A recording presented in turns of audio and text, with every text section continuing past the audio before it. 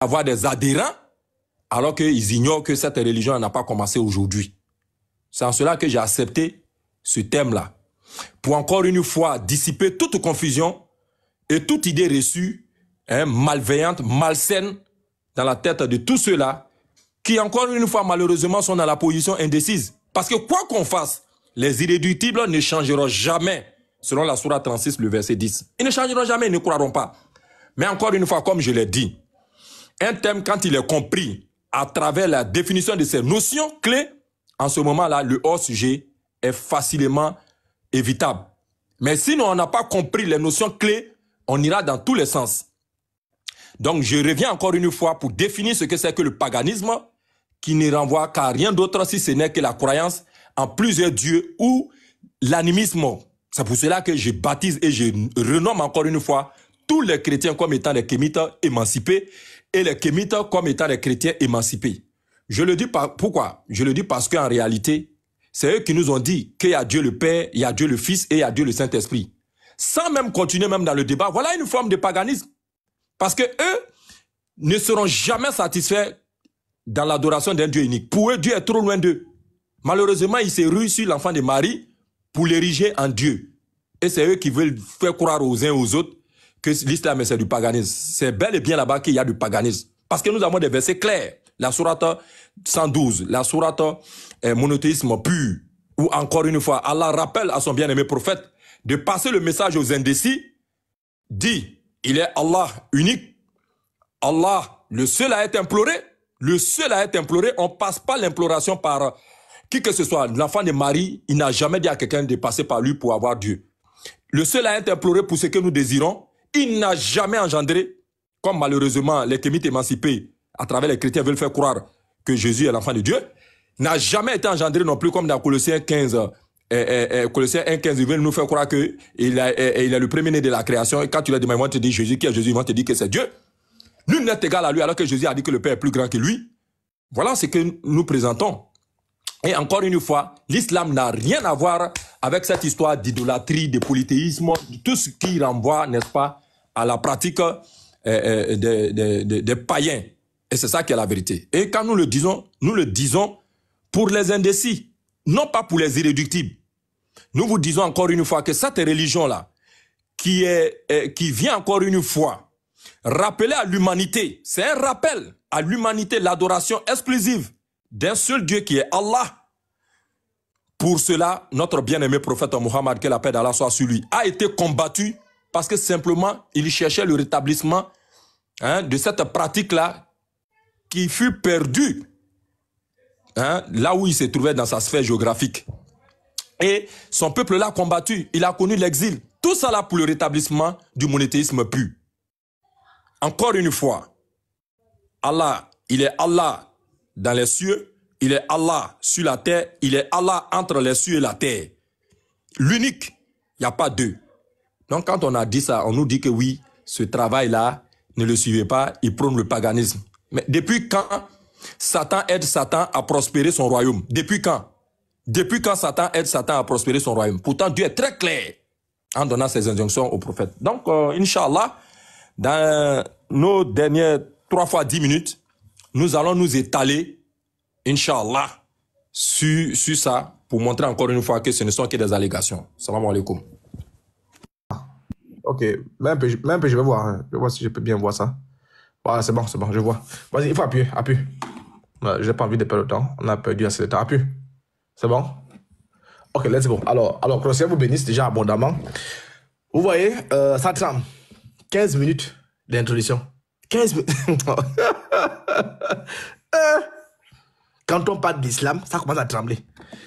Alors, je vais vous montrer à quoi, là où on s'en va. Parce que ici, il est question des vieux de mort. Ils pensent me distraire. Aucun de vous ne peut me distraire. Hein? Gesticulez, exhibez-vous, excitez-vous. Je vais vous fouetter, baba. 15 minutes, hein? 15 minutes devant tout le monde. Donc, je vais d'abord présenter aux gens là où on s'en va. Partagez. Aujourd'hui aussi, c'est Partagez. Partagez la traite, partagez. Il y a des volumes. s'il y a des volumes, les premiers là-bas écrit moi, il y a des volumes. Volume, hein, bébé, pour le volume, bébé. Voilà, merci beaucoup, bonne arrivée, il faut partager. S'il y a des volumes là, pour m'aider. Quoi? Voilà, donc, au moins, tout le monde connaît ça. Voilà là où je vais vous amener. Donc, nous disons que l'islam, c'est du paganisme. Vous voyez que là, on est en train de masturber la pierre noire. La pierre noire qui vont lécher, on est en train de la masturber. Bon, il parle même là. Tu vas tenir, frère. Tu penses que j'aurais pitié de toi, hein? Je vais te fouetter. Alors, je suis dans le Coran. Tu penses que moi j'aurais pitié de toi, hein? Amuse-toi. Je suis dans la sourate Al-Fatiha, dans son verset premier. Je cherche l'origine d'Allah selon les sources islamiques. Vous voyez très bien que je suis ici. Coran point seul. Donc, au nom du Seigneur soit béni. Coran point seul. Voilà Allah ici. Donc, je n'ai pas envie de donner échappatoire. Donc, je vais aller lentement et sûrement. Parce que moi, je dois enseigner. Voilà Allah ici. Et j'attire l'attention de tout le monde. Vous voyez? Il a pris 15 minutes. Je prends 5. Voilà Allah. Les savants eux-mêmes vont définir Allah en question là. Hein? Je viens ici. Je tape. On n'a pas donné échappatoire à quelqu'un. Vous voyez? Je le fais en live. Très bien. Vous voyez ici? Allah. Le nom arabe pour Dieu. Donc Allah est en arabe. Allah signifie Dieu. Donc si on te met 1000 euros, on te dit de dire Dieu en arabe, il faut dire Allah. C'est pas moi, hein? Ce sont eux-mêmes. Avec majuscule. Signifie, regardez, signifie littéralement le Dieu. Oui. Donc Allah ne veut rien dire. Allah c'est rien du tout. Allah veut dire Dieu, le Dieu. C'est pas moi, hein? C'est écrit ici. Donc je commence par là. Parce que je ne veux pas donner échappatoire. Je ne veux pas qu'il se cache derrière ça. Donc Allah veut dire Dieu en arabe et God en anglais. Très bien. Donc ceux qui vont venir en retard, c'est pas mon problème. Alors je commence d'abord par la famille du prophète. Voyons un peu la famille du prophète. Je suis ici. Nathan Cacheté. Ouais, moi j'ai commencé. Hein. Lui il fait le billard, il s'exhibe, 15 minutes, 0 source. Nathan Cacheté. Je suis à la page 56. Vous voyez? Abd Moutalib choisit de marier son fils Abdallah à Amina, fille de Wad, fille de Manaf, fille de Zara, fille de Kilab. Qu'est-ce que je vais montrer ici? Je vais montrer que quand on dit Abdé, Abdé signifie serviteur. Je vais montrer l'origine païenne déjà de la famille. Donc quand on dit Abdé Allah, Abdé Moutalib, c'est le serviteur de Moutalib. Ah, c'est un. Il va marier sa fille, n'est-ce pas, son fils Amina, qui est la fille de Wad. Wad, c'est une divinité païenne islamique. Une divinité païenne, Wad. Et Wad est la fille de qui? De Manaf, Al-Uzza, Ad-Manaf, Alat. Vous voyez déjà les origines? Donc la famille de Mahomet a déjà les origines païennes. Ah, c'est un. Je peux confirmer ça avec Chronique d'Al-Tabari. Je suis à la page 435. Parce qu'on dit souvent tel père, tel fils. Donc je préfère prendre les langues depuis là-bas. On dit ici, lorsque Abdallah lui atteint l'âge viril, Ad-Moutalib le maria avec Amina, fille de Wad, fille de Ab-Manaf. Vous voyez? Donc serviteur de Manaf, serviteur de Wad. Et Wad sont des divinités. Donc vous voyez que Mahomet lui-même, sa famille, est déjà ancrée dans la divination des dieux païens. Donc, quand je vais revenir au développement, vous allez comprendre maintenant qui est Mahomet. Donc, je viens un peu de vous présenter sa famille, qui est déjà idolâtre. Et je vais un peu de vous montrer Allah qui signifie le Dieu. Merci beaucoup, je m'arrête là.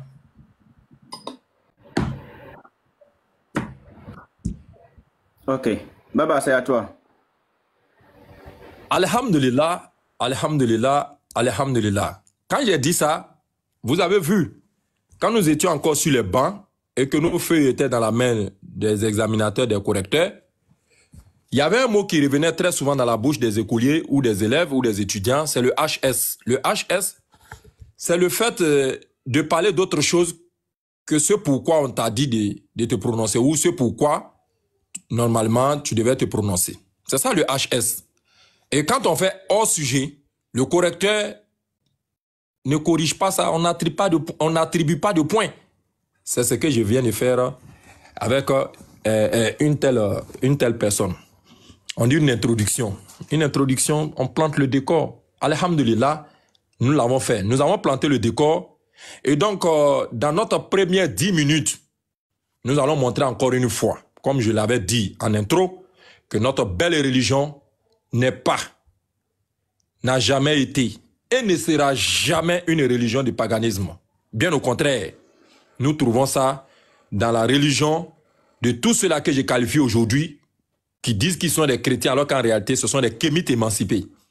Oui, j'ai dit pourquoi ce sont des kémites émancipés, parce que ils ont rejeté les autres ancêtres au profit d'un seul ancêtre, malheureusement, encore une fois, pour l'enfant de Marie. Comme un tirage au sort. Le sort a bien voulu qu'il s'acharne sur l'enfant de Marie.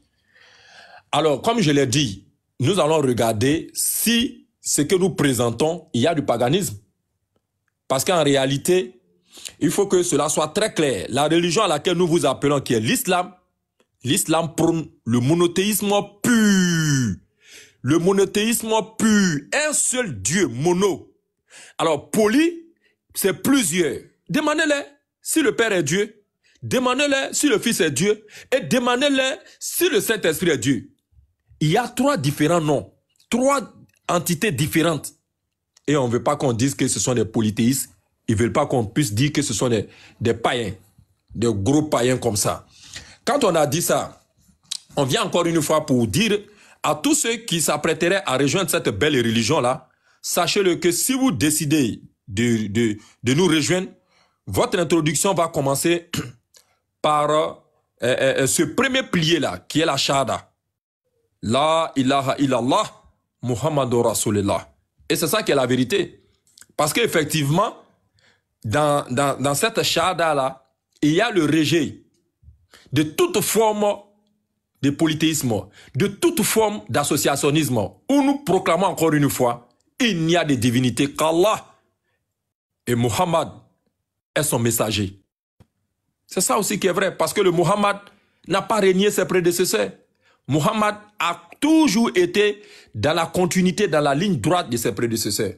Et comme on le dit encore une fois, quand vous allez prononcer cette shahada-là, sachez-le que vous venez d'obtenir ici la clé du paradis. Cette clé du paradis-là n'ouvre pas les portes polythéistes, chasse toute forme de polythéisme. L'idolâtrie aussi est dedans.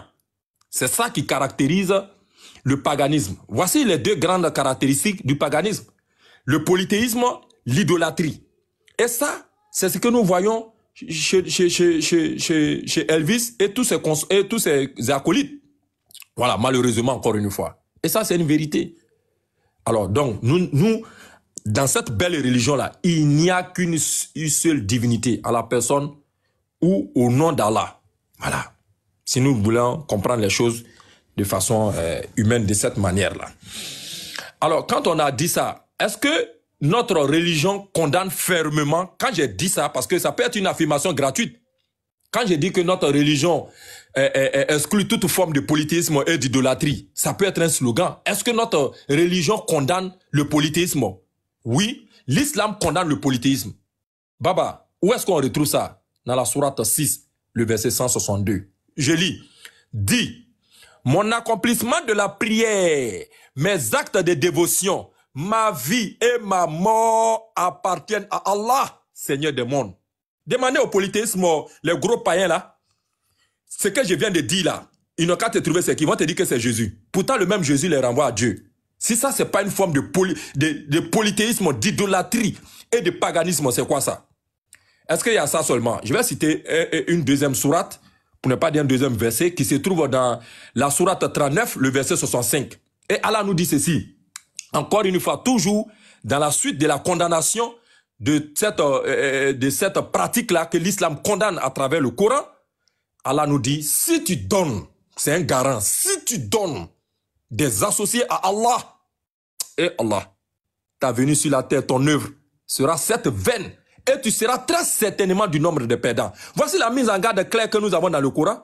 Et vous voulez faire croire à ceux qui veulent nous rejoindre, ne venez pas, l'islam, il y a du paganisme, c'est des païens, ils n'ont pas fait abstraction, ils n'ont pas fait fi de l'adoration de plusieurs dieux, il y a la confusion. Il n'y a pas la confusion chez nous, hein. C'est la clarté. Oui, effectivement, comme je l'avais dit en intro, notre prophète Muhammad sallallahu alayhi wa sallam est né dans une contrée qui, à un moment donné, a été engloutie par les ténèbres. Et il est venu combattre ça, et ça lui a valu l'exil. Donc, quand l'islam vient, plus qu'Allah nous dit, avertis la mère des cités. La charité bien ordonnée, ça ne commencera jamais en sautant les autres. Mais d'abord, ça commence par soi-même. Donc, il fallait qu'il puisse combattre ça. Les tribus qui étaient là-bas, qui étaient des adorateurs d'idoles, qui les considéraient comme des intermédiaires. Parce qu'il faut le dire aussi. Allah nous dit, si tu les demandes, qui a créé les cieux et la terre, ils vont te dire que c'est Allah. Ce qui veut dire que même ceux-là, quand on demande à ces gros païens-là, qui est Jésus, ils vont te dire que c'est Dieu. Est-ce que Jésus est le Père? Non. Ce qui veut dire qu'ils connaissent le vrai Dieu. Mais ils le prennent pour qui? Ils le prennent pour intermédiaire entre eux et Dieu. Et c'était le cas. Donc, la Kaaba, nous le reconnaissons, que avant que le prophète Muhammad sallallahu alayhi wa sallam ne puisse être investi de sa mission, la Kaaba a été assiégée par ces polythéistes-là aujourd'hui. Voilà, que vous continuez à faire revivre à travers vos pratiques. Ça a été assiégé. Et le prophète est venu combattre ça. Il est venu combattre ça. C'était rempli de plus de 360 idoles. Toutes ces idoles-là ont été détruites, sans exception, pour qu'il y ait rétablissement du monothéisme pur et que tout ce qui est malentendu, idée farfelue, soit éloigné. Mais quand on a dit ça, est-ce qu'il est innovateur en la matière? Non. Il s'inscrit dans la continuité de tous ses prédécesseurs-là. Voilà. Parce qu'avant lui, comme je l'avais cité, il y a eu Noé. Noé aussi a connu un peuple idolâtre. Ils ont failli lui ôter la vie. Et Dieu est venu à son secours. Abraham aussi. Et son père et le peuple vers qui il a été envoyé étaient des idolâtres. Moïse aussi, Pharaon, il n'y avait pas plus idolâtre que lui. Jésus aussi, pareil. Parce que n'oublions pas que Pilate, qui était gouverneur dans la Bible, son Dieu n'était pas le Dieu de Jésus, c'était des idolâtres. Malheureusement, même si Jésus a perdu son combat selon la Bible, face à ce dernier-là, nous disons que tous ces prophètes-là ont combattu le polythéisme, ont combattu l'idolâtrie. Et donc, c'est ce que nous voyons dans la sourate 2, le verset 136, où Allah nous dit, dites, nous croyons en Allah, et en ce qui nous a été révélé, et en ce qui a été révélé à Abraham, Ismaël, Isaac, Jacob et aux tribus, ainsi qu'à ce qui a été donné à Moïse et à Jésus, et en ce qui a été donné aux prophètes de la part de leur Seigneur. Nous ne faisons aucune distinction entre eux, et à lui, nous sommes soumis. Pas à eux, mais à lui. Voilà les formes claires. Alors quand on va prendre la Bible, on va voir toutes ces confusions-là. Donc, la religion à laquelle nous vous invitons, où nous adorons un seul Dieu de façon très claire, sachez-le encore une fois, que le jour où vous allez décider de faire la shahada, nous n'allons pas vous présenter deux dieux. On ne va pas vous présenter trois dieux. Où on va te dire, voici Dieu le Père, voici Dieu le Fils, voici Dieu le Saint-Esprit. Et les catholiques ont ajouté Dieu la Mère. C'est-à-dire que quand tu rentres eux dans leur église, tu vois aussi une statuette qui a un enfant en main. Voilà. Non, chez nous, il n'y a pas de forme de représentation quelconque de plusieurs dieux. Même un seul Dieu, il n'y a pas sa représentation. Pour preuve, nous n'avons pas d'image de notre prophète. Mais regardez, visitez les chrétiens, rentrez dans les maisons, vous allez voir les affiches. Ils fléchissent genoux, les grottes, tout ça là. C'est ça qui est la vérité, c'est ça qui est le paganisme. Donc, il a plu à Allah que les premières 10 minutes qui nous ont été consacrées, qu'on puisse arrêter là pour que vous sachiez encore une fois que notre belle religion qui est l'islam repose entièrement sur l'adoration d'un Dieu unique en rejetant toute forme de polythéisme et de paganisme. Voilà. Donc notre prophète n'est pas innovateur, il est bel et bien inscrit dans la continuité de ses prédécesseurs et tous ceux-là ont cherché à établir un lien direct avec le Créateur en invitant leurs contemporains à suivre ce chemin-là. Ils n'ont jamais été intermédiaires entre Dieu et eux. Malheureusement, encore une fois, les polythéistes nous font savoir ça. Merci. Non, tu es prêt? Non, il faut appuyer, frère, il faut appuyer. Appuie seulement. Les frères tapotés, hein. Les musulmans me signalent, ils voient que Baba n'a pas le niveau. Voilà un polythéiste nu. Il ne sait même pas ce qu'il adore. Le billard, il est à gauche, il est à droite. Qui t'écoute, mon commentaire? Qui t'écoute? Tu fais honte. Ça aussi, c'est musulman, ça là. Quand on parle de l'islam, vous tremblez. Quand on parle d'Allah, vous tremblez. L'islam, c'est du paganisme. Moi, j'envoie les sources. Il faut contrôler ce que je dis là. Donc, les frères, je vous ai montré que sa famille était polythéiste. Alors, il faut le billard. Vous êtes des potéistes nus. Des potéistes. Vous léchez la pierre noire. Ça c'est mon théisme. Hein? Vous tournez nu autour de la Kaaba, au tawaf, nu, avec les pipis debout. Ça c'est mon théisme. Tu connais pas l'islam, hein? Attends, je vais te montrer qui est l'islam. Je vais te fouetter. Alors, je prends Ibn Hisham. Moi, je montre les sources. Ibn Hisham. Je suis à la page 45. On va voir qui est au bal en question. Al-Moutalib, tu dois partager ces trésors avec nous. Non, leur répondit-il. Mais je vous propose une solution équitable pour vous comme pour moi. Nous tirerons au sort sur ces objets sacrés auprès du Dieu. Je vous ai dit qu'Allah signifie Dieu, non? Donc auprès de Allah ou Bala. Moutalib, le polythéiste, il dit qu'ils vont tirer les objets auprès de Allah ou Bal, le Dieu ou Bala. Oubal était une idole vénérée à l'intérieur même de la Kaaba. Donc la Kaaba que lui adore là, le Seigneur de la Kaaba, le Dieu de la Kaaba, ce n'est pas là. Quand Oubal occupe la Kaaba, allez où? Il dort. Hein? Allez où? Il fume. Oubal est où? Oubal vient prendre en otage. Si tu fais une différence entre Allah et Oubal là, quand Oubal prend la Kaaba en otage là, il est le Seigneur de la Kaaba. Allez où? Hein? Tu es distrait, hein? Tu es trop distrait. Vous ne connaissez pas l'islam? Vous passez votre temps à dire Jésus n'est pas Dieu. Je te mets au défi de relever le défi là. Donc, Oubal était une idole vénérée à l'intérieur même de la Kaaba. La plus importante de leur panthéon. Tu entends? Là, je parle ici avant l'islam. Hein? Je suis là avant l'islam. Mahomet n'est même pas encore né. Donc, on parle de la Kaaba. On parle de Oubal qui est dans la Kaaba. La Kaaba dans laquelle se trouve Oubal là, c'est la Kaaba de qui? Qui donne l'autorisation au bas de rentrer de la Kaaba, être le Seigneur de la Kaaba? Où est Allah quand au bas le Seigneur de la Kaaba? Ah, c'est un. Je te prouve encore ça, regarde. Je te prends Ibn Ishaq, tome 1. Bavad. Moi, je vais te fouetter. Tu penses que je suis là pour m'amuser. Je suis à la page 114. On attribue à la Kaaba 2 flèches. Vous voyez ici? Abdallah Moutalib, 2 flèches noires. Quraysh, 2 flèches blanches. On donna les flèches à l'homme des flèches qui était chargé d'en tirer le sort devant qui? Oubal. Donc Oubal était le Seigneur, celui qui dictait la loi. C'est le Dieu du paganisme. Là, je suis bien là avant Mahomet. Hein? Je veux que vous m'écoutez très bien. Je suis là avant Mahomet. Mahomet n'est même pas encore né. Il est très loin de venir au monde. On parle de la Kaaba, on parle d'un Seigneur qui règne à maître souverain dans la Kaaba qui est Oubal. Oubal est une idole au fond de la Kaaba. C'était la plus grande de leurs idoles. C'est tel que Abu Sufyan avait invoqué lors de la bataille de Uhud. Voyez? Donc Abu Sufyan était même lors de la fameuse bataille de Uhud. Maintenant qu'on a vu que sa famille était polythéiste, hein, maintenant qu'on a vu qu'à l'intérieur de la Kaaba où les musulmans vont faire le tawaf, ils vont lécher la pierre noire, ils vont forniquer, ils vont c'est-à-dire forniquer avec cette pierre noire là. La Kaaba là était assiégée par Oubal. Le dieu de la Kaaba est Oubal. Allons-y. Prenons encore Ibn Hisham, la page 50.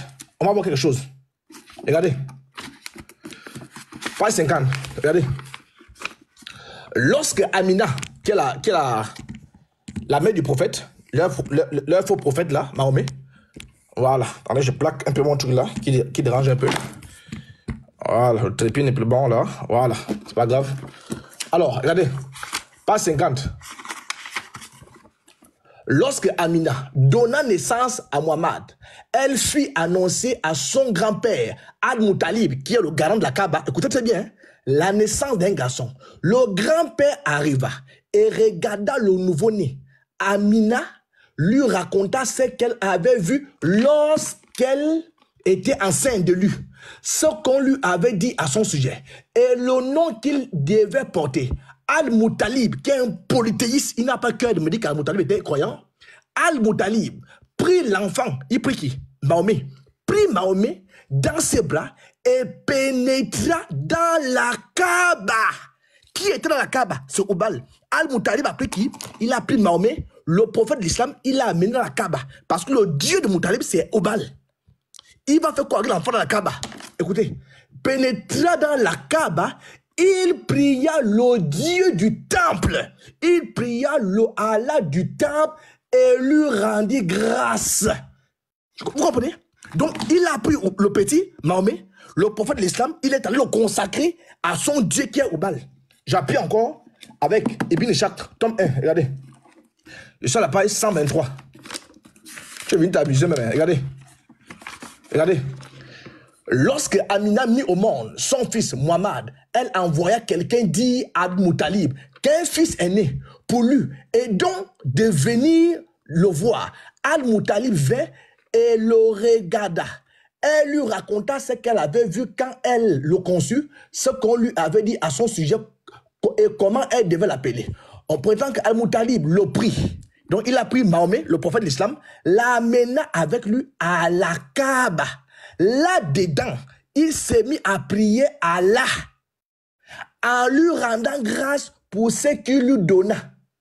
Vous comprenez? Donc Al-Moutalib va prendre Mahomet, il va le consacrer à Oubal, son Dieu. Vous comprenez? Suivez-moi très bien. Suivez-moi très bien. Je veux que vous puissiez me suivre. Vous ne connaissez pas ce que vous adorez. C'est pourquoi quand on dit parlons de Oubal, il fuit. Parlons de l'islam, il fuit. Donc tous les musulmans là, vous voyez, il est KO. Il dit quoi là? Il dit rien des grands. Non, le monothéisme. Non, c'est le billard. Tu es en train de t'exhiber. Tu es en train de t'exciter. Tu vois, moi j'envoie des sources lourdes. J'appuie encore. Je prends la Sira d'Ibn Kathir. Asira Ibn Kathir. Je prends la page. Regardez. Je vais prendre la page 174. Regardez. Lorsque Al-Moutalib alla voir Amina, elle l'informa des faits survenus lors de sa naissance, de ce qu'elle avait entendu et de ce qu'on lui ordonna de lui donner comme prénom. Al-Moutalib, le polythéiste nu, le prit alors dans ses bras. Il prit qui? Le prophète de l'islam, sallallahu alayhi wa sallam. On va voir s'il va l'amener à la mosquée. Écoutez bien. Le prit dans ses bras et l'amena à l'intérieur de la Kaaba où trônait la statue de Oubal. Il rendit alors grâce à Allah. Regardez. Il rendit alors grâce à Allah, invoqua en sa faveur son petit-fils. Il n'a pas cœur de me dire que Allah obéit aux mécréants. Donc Al-Moutalib allait remercier qui? Allah. Qui est son Allah? C'est Oubal. Oubal qui est son Allah en question. Oubal là, c'est lui qui est le Dieu d'Al-Moutalib. Al-Moutalib allait consacrer le prophète de l'islam. Et vous allez voir les retombées de ce prophète-là. Reste là. Tu penses que je suis là pour m'amuser? Je vais te foutre comme un chien galeux. Alors, je prends le livre des idoles. Tout ce que je prends là, ce sont vos sources, hein? Je prends le livre des idoles à la page 61. Regarde. Tu es distrait. Vous adorez une idole. Regardez. Regardez. Oubal. Vous voyez? D'après les renseignements, par l'autre, Oubal était la plus grande des idoles logées à l'intérieur de la Kaaba. Elle fut placée à ce lieu par Khuzaba ibn Kwa, d'ailleurs, instituant le culte. C'est ce qui explique son appellation de Oubal Khuzaba. Lorsque les Quraysh qui avaient d'autres dieux à l'intérieur autour de la Kaaba décidèrent d'adopter ce dieu fait d'agate. Vous voyez, regardez. Était amputé de la main droite. Hein? Quand ces flèches, vous voyez ici, le valise là. Donc c'est le fameux Oubal en question. Vous voyez, il serait utile de rappeler que Abdallah Moutalib, grand-père du prophète, avait fait un vœu à Oubal. Et pour l'honorer, il devait immoler devant ce dieu le dernier enfant. Alors, donc, pour faire simple, je viens de vous montrer ici que le dieu de la Kaaba, c'est Oubal. Oubal, c'est une divinité arabe, pré-islamique, avant que Mahomet ne vienne au monde. Donc, quand Mahomet va arriver au monde, je vous ai dit les sources sont encore là. Quand Mahomet va arriver au monde, Amina va amener l'enfant auprès de Al-Moutalib qui est un polythéiste nu. Je mets au défi ce polythéiste nu, Baba, de me dire qu'Al-Moutalib croyait à Allah. Et le Allah, c'est pas Oubal. Donc il va prendre l'enfant, Mahomet, il va le consacrer à Oubal. Là, le débat a commencé, Baba. Je te mets au défi de montrer à tous ceux qui sont là que ton prophète n'a jamais été consacré à Oubal. Et je vais vous montrer les retombées. Pourquoi? C'est pas anodin, hein? La consécration là n'est pas anodine, hein? Vous allez voir. Pourquoi elle était consacrée? C'est pour perpétuer la sorcellerie, pour perpétuer le culte de lécher les pieds noirs, pour perpétuer le politisme nu. Vous ne savez pas ce que vous adorez? Là, il a la langue. Je te mets au défi. Relève le défi là.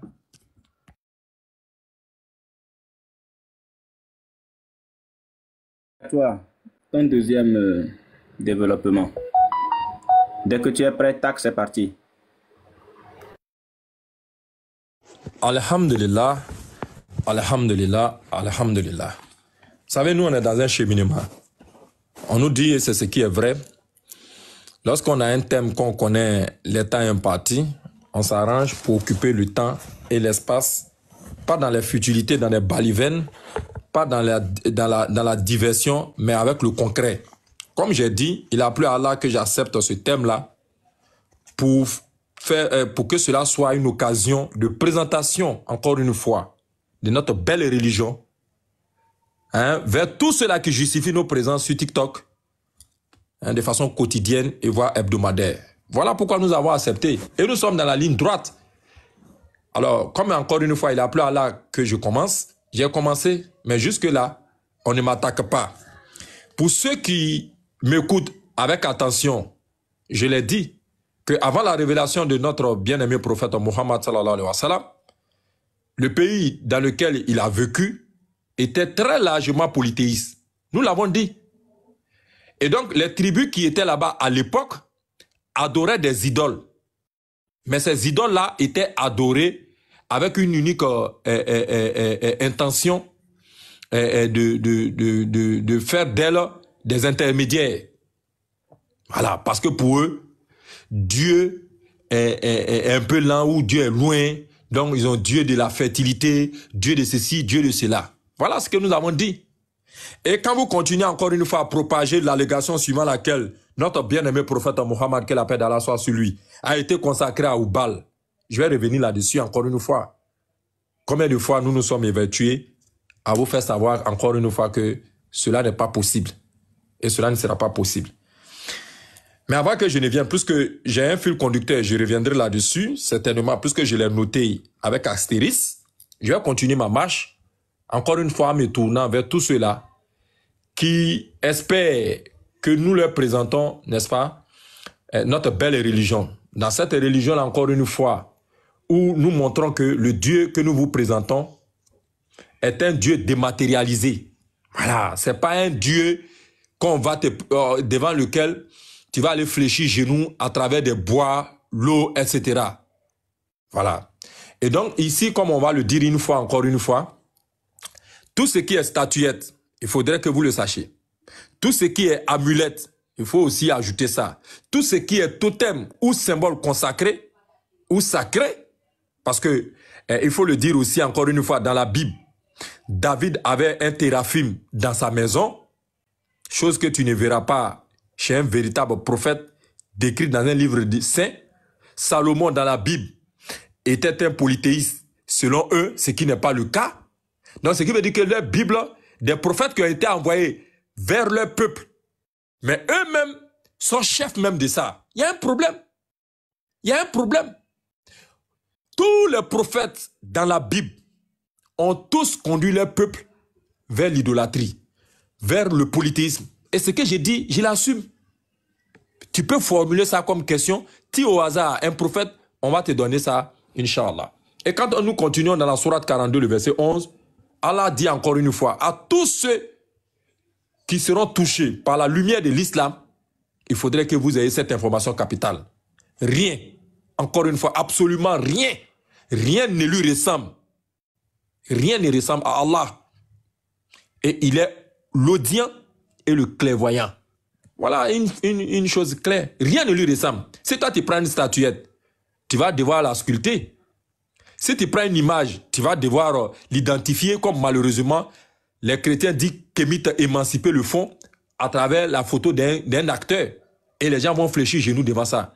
Demandez à un chrétien qui a pris Jésus, voir quelle image. C'est un blanc barbu joli là, dans un vêtement blanc. C'est cette image-là qui vient dans la tête. Et ils se concentrent sur ça. Et jusqu'à même, ils sont courageux de venir rendre témoignage dans les églises pour dire que j'ai rêvé à Jésus. Il est venu me voir. Vous voyez encore une fois, ils sont dans la propagation de ce paganisme-là. Et alors que en islam, vous ne verrez pas ça. Nos temples, vous ne trouverez pas, comme on le voit dans les églises, des statues sacrées. Il n'y en a pas. Parce que dans la Bible, je vais y venir, puisqu'on a beaucoup à dire, mais c'est écrit noir sur blanc. Jusqu'à même, on montre l'emplacement même de cette statue-là dans Exode. Il faut le placer ici. Et il n'y en a pas en islam. Les mosquées que vous allez fréquenter, vous ne trouverez aucune idole, aucune statue. Voilà. Et ça, c'est une vérité. Mais demandez à nos voisins, là, vous allez voir ça là-bas. Encore une fois, vous voyez, quand vous allez adhérer à cette belle religion-là, il y a une direction que nous vous montrons qui est la Qibla, qui est tournée vers la Mecque, où se trouve la Kaaba, qu'il a essayé dans son temps d'introduction à saboter. Voilà, voilà ce qu'ils sont en train de faire. Alors qu'en réalité, demandez. Voilà, on dit qu'on n'est pas vous demander. Tous ceux qui ont été touchés par ce voyage-là peuvent vous faire pardon, ce témoignage-là. Voilà. Il n'y a pas d'idole dans la Kaaba. Je vous ai dit que notre bien-aimé prophète, en haut, a combattu toutes les idoles en les détruisant. Il a remporté la bataille qu'il a opposée à l'époque contre son peuple. Encore une fois, si Allah veut bien, parce qu'il le dit, voilà, quiconque Allah veut qu'il embrasse l'islam, il lui ouvre les poitrines pour qu'il puisse comprendre. Donc le jour où vous allez comprendre, sachez-le, que certes, nous pratiquons des rites, mais ces rites-là en réalité sont basés sur la purification et la sincérité du cœur. Quels sont ces rites-là? C'est la salat, la prière, et nous prions 5 fois par jour. Nous nous prosternons devant un seul Dieu, sans intermédiaire, comme on nous fait croire dans la Bible. On n'a pas besoin d'une grotte, on n'a pas besoin d'une effigie comme le font les catholiques et tous ces démembrements-là. Vous n'en trouverez pas. Vous avez vu, puisque quand tu touches à un catholique, ils te disent, oui, ils ont touché à un chrétien. Vous mettez dans le même panier. Chez nous, il n'y a pas de prêtre qu'on prend pour intermédiaire devant qui tu vas aller confesser tes péchés. Non. Allah nous dit de l'implorer sincèrement. Et c'est ce que les prophètes ont dit. Jean l'a dit. C'est ce que les prophètes ont dit. Jésus l'a dit. Repentez-vous car le royaume des cieux est proche. Vous allez jeûner comme Jésus a jeûné. Bientôt le mois de Ramadan, où nous nous abstenons de toute nourriture, de boisson, depuis le lever jusqu'au coucher du soleil. Et ça, quand nous le faisons, ce n'est pas pour plaire à qui que ce soit, mais encore une fois, c'est pour développer en nous la piété. Voilà. Notre sincérité, pour qu'on ait cette foi-là, pour qu'on puisse avoir cette foi-là et qu'on soit sincère envers nous-mêmes.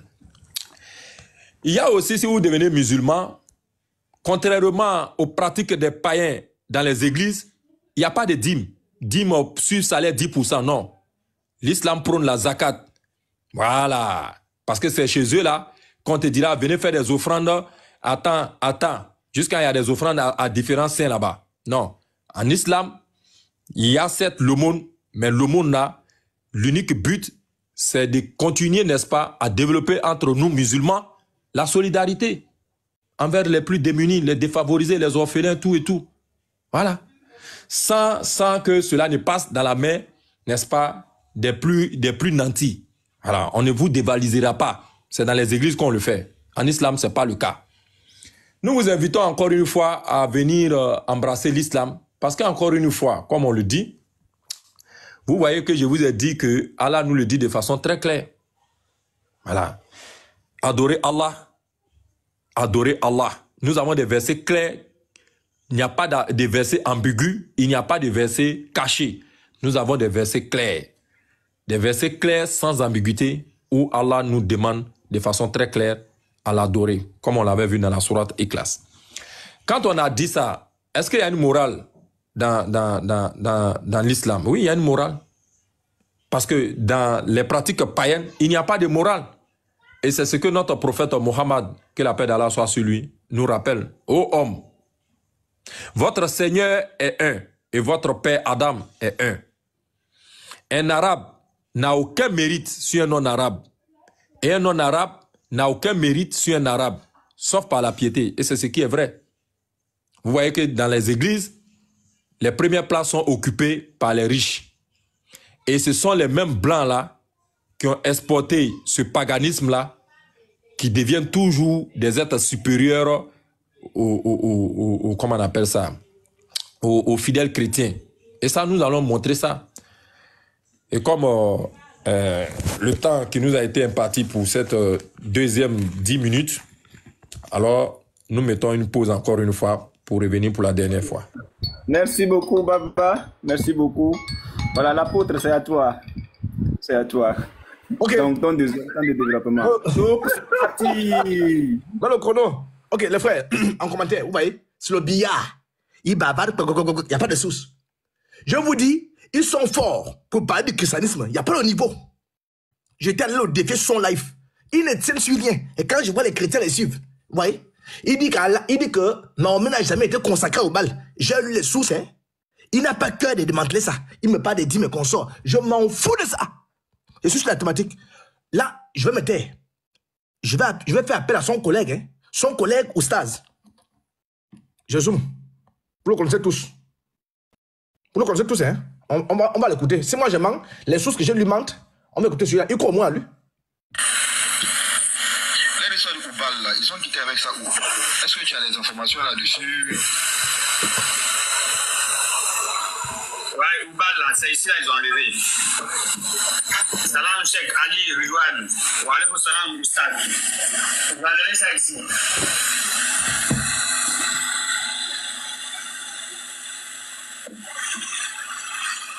C'est ici, ils ont enlevé ça. Le nectar cacheté. Le nectar cacheté. Très bien. Écoutons-le. Il t'explique en fait. D'accord. Maintenant, après le Google est venu où? Après le Google est venu décrire les parents du prophète Mohammed sallallahu alayhi wa sallam. Voilà. On dit que non, il y avait son grand-père qui devait faire sacrifice. Après sacrifice, on dit qu'on devait tuer son fils. Et le fils du grand-père du prophète, c'était le papa du prophète Mohammed sallallahu alayhi wa sallam. C'était le papa du prophète Mohammed sallallahu alayhi wa sallam. Donc, qu'est-ce qu'ils ont fait? Ils sont allés faire sacrifice. En ce moment-là, c'est Oubal, ils adoraient. Donc, quand ils ont fait sacrifice, c'est tombé sur le papa du prophète. Et puis, ils ont remplacé le papa du prophète par 100 bœufs, 100 charbons, un truc comme ça. Mais ça pour ne pas que lui, on le consacre à Oubal pour le tuer. Et maintenant, quand le prophète est né, ils ont pris le bébé Mohammed sallallahu alayhi wa sallam et ils sont allés l'ont présenté à Oubal. Très bien. Il est KO. Vous avez entendu, non? Ils ont présenté le bébé. Son oustaz lui-même, hein? Son oustaz. Ils ont présenté le bébé à Oubal. Très bien. Donc, le prophète de l'islam a été consacré à Oubal. Tu es KO? Faut éviter ça. Alors, les musulmans croient à Zamzam. Le puits de Zamzam là. Le puits de Zamzam là a été creusé par qui? Qui sont ceux qui ont participé à ça? Il n'a pas que de dire qu'un musulman, un polythéiste peut participer à la construction du puits de Zamzam. Je viens ici, Ibn Hisham. Je suis ici, à la page 43. On va voir. Un jour, Abdallah dormait dans la scène du sanctuaire. Il vit en songe un homme l'aborder et lui donner l'ordre de creuser le puits de Zamzam.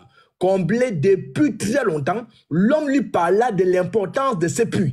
Il lui indiqua son emplacement avec précision. Le lendemain matin, Abdallah Moutalib prit une pioche et emmena avec lui Harit, le seul fils qu'il avait à l'époque.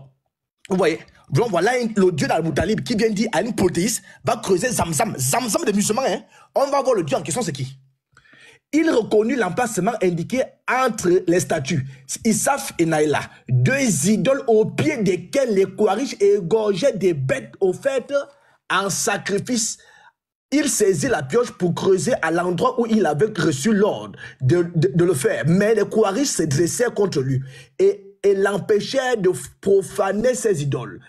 Adoré et très populaire, Al-Moutalib demanda à son fils Harit d'assurer sa protection. Pendant qu'il allait creuser au pied des idoles, devant sa détermination, les Quraysh se désignèrent à le laisser faire. Après quelques coups de pioche, Al-Moutalib découvrit les pierres qui avaient servi à combler le puits et cria. Écoutez très bien comment le polythéiste va crier. On a dit au polythéiste en vision, va creuser le Zamzam des musulmans. Écoutez maintenant, il va sortir le nom de la personne qui l'a envoyé. Qui l'a envoyé? Il s'écria, Dieu est le plus grand. Regardez, Allahu Akbar. Donc il remercie son Dieu, Allahu Akbar. Donc Atakbi, Allahu Akbar. Qui est le premier à dire Atakbi? C'est Al-Moutalib, le polythéiste nu. Il n'a pas cœur de me dire que c'est pas là. Il n'a pas cœur de me dire ça. KO déjà. Donc ça c'est un. Regardez. Je vous prendre encore la même source. Je prends Ibn Ishaq. Le tome 1. Regardez. Je suis à la page Je suis à la page 113. Lorsque l'endroit précis fut indiqué, Al-Moutalib, et celui-ci sut qu'il correspondait à ce qui fut révélé. Vous voyez? Donc c'est une révélation que Al-Moutalib a reçue d'aller creuser le puits des Zamzam. La révélation venait de qui? La révélation venait de son Dieu qui s'appelle Allah ou Baal. Allah c'est Dieu. Donc le Seigneur, Dieu c'est la divinité. Oubal c'est le nom de la divinité en question. C'est pourquoi il va remercier Oubal. Écoutez bien. Celui-ci, qui correspondait à ce qui fut révélé, il prit une pioche et s'en alla accompagné de son fils Al-Harith. En ce temps-là, Mahomet n'est même pas encore né, hein? En ce temps-là, il n'avait d'autre fils que Al-Harith et s'est mis à creuser quoi? Le zamzam qu'ils boivent là. Quand le sommet de la source apparut, il cria quoi? Regardez. Il a crié quoi? Allahu Akbar. Comme les chrétiens disent, Seigneur Jésus, merci. Donc, on remercie le Seigneur Jésus. Lui a remercié qui? Le polythéiste lui a remercié qui? Il a remercié Oubal. Il crie Allahu Akbar. Donc, Oubal est grand. Le Dieu Oubal est grand. Tu n'as pas que il faut démolir ça. Moi, je te montre les sources. Tu fais le billard, les dîmes, les tontines, machin. Tu n'as pas d'argument, frère. Tu es venu à l'abattoir. Tu es venu, c'est-à-dire, tu es venu te vendre, hein? Tu es venu te vendre.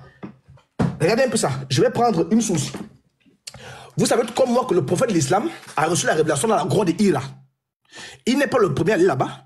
On va aller, parce qu'on parle du paganisme, on va remonter avant lui. On va voir. Regardez. Je prends Histoire d'Al-Tabari. Je suis à la page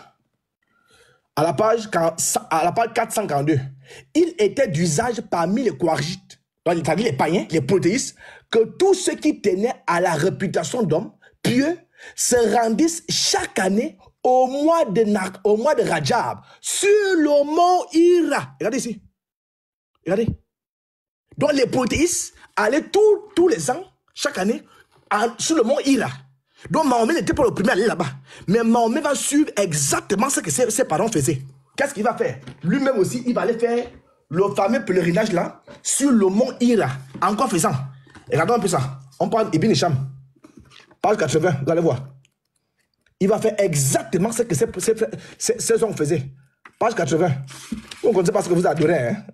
Vous amusez même. Hein? Regardez. Je suis ici. Page 80. Ibn Hisham. Voilà. Vous voyez.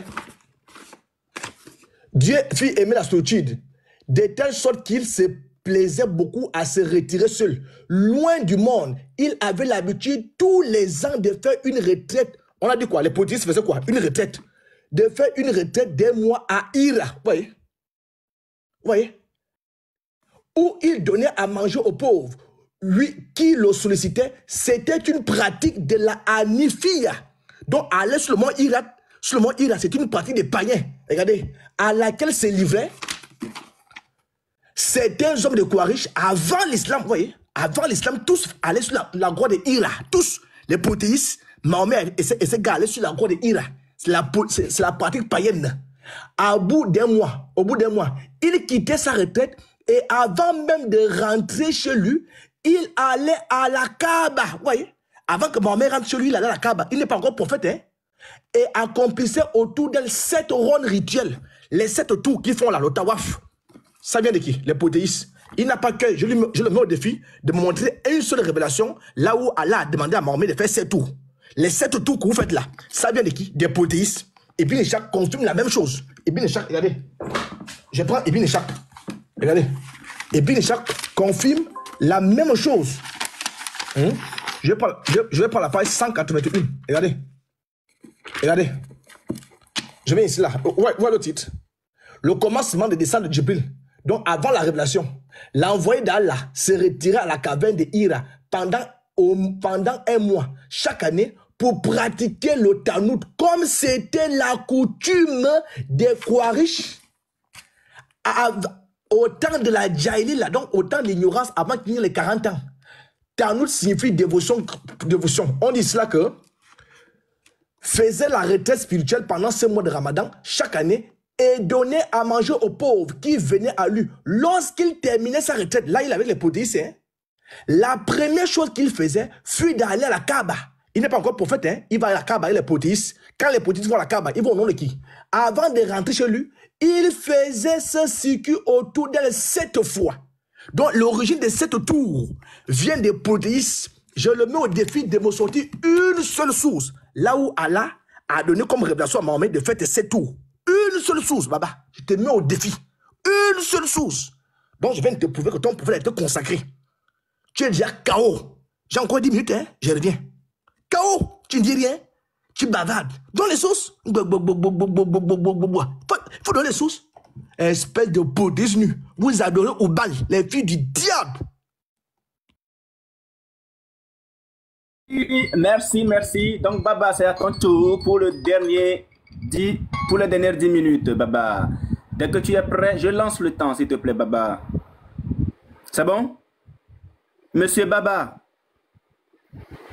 Monsieur Baba. Oui. Ok, d'accord. Je suis là. Merci beaucoup. Je crois que c'est vrai qu'on a un échange. Tu l'as vu, il dit « fils du diable ». Bon.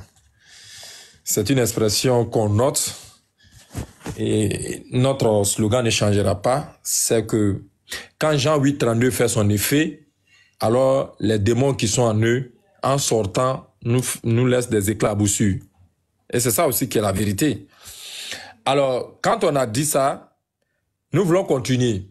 Parce que vous voyez que finalement, à coup d'arguments, on prend l'intervention de nos frères dans la Dawa.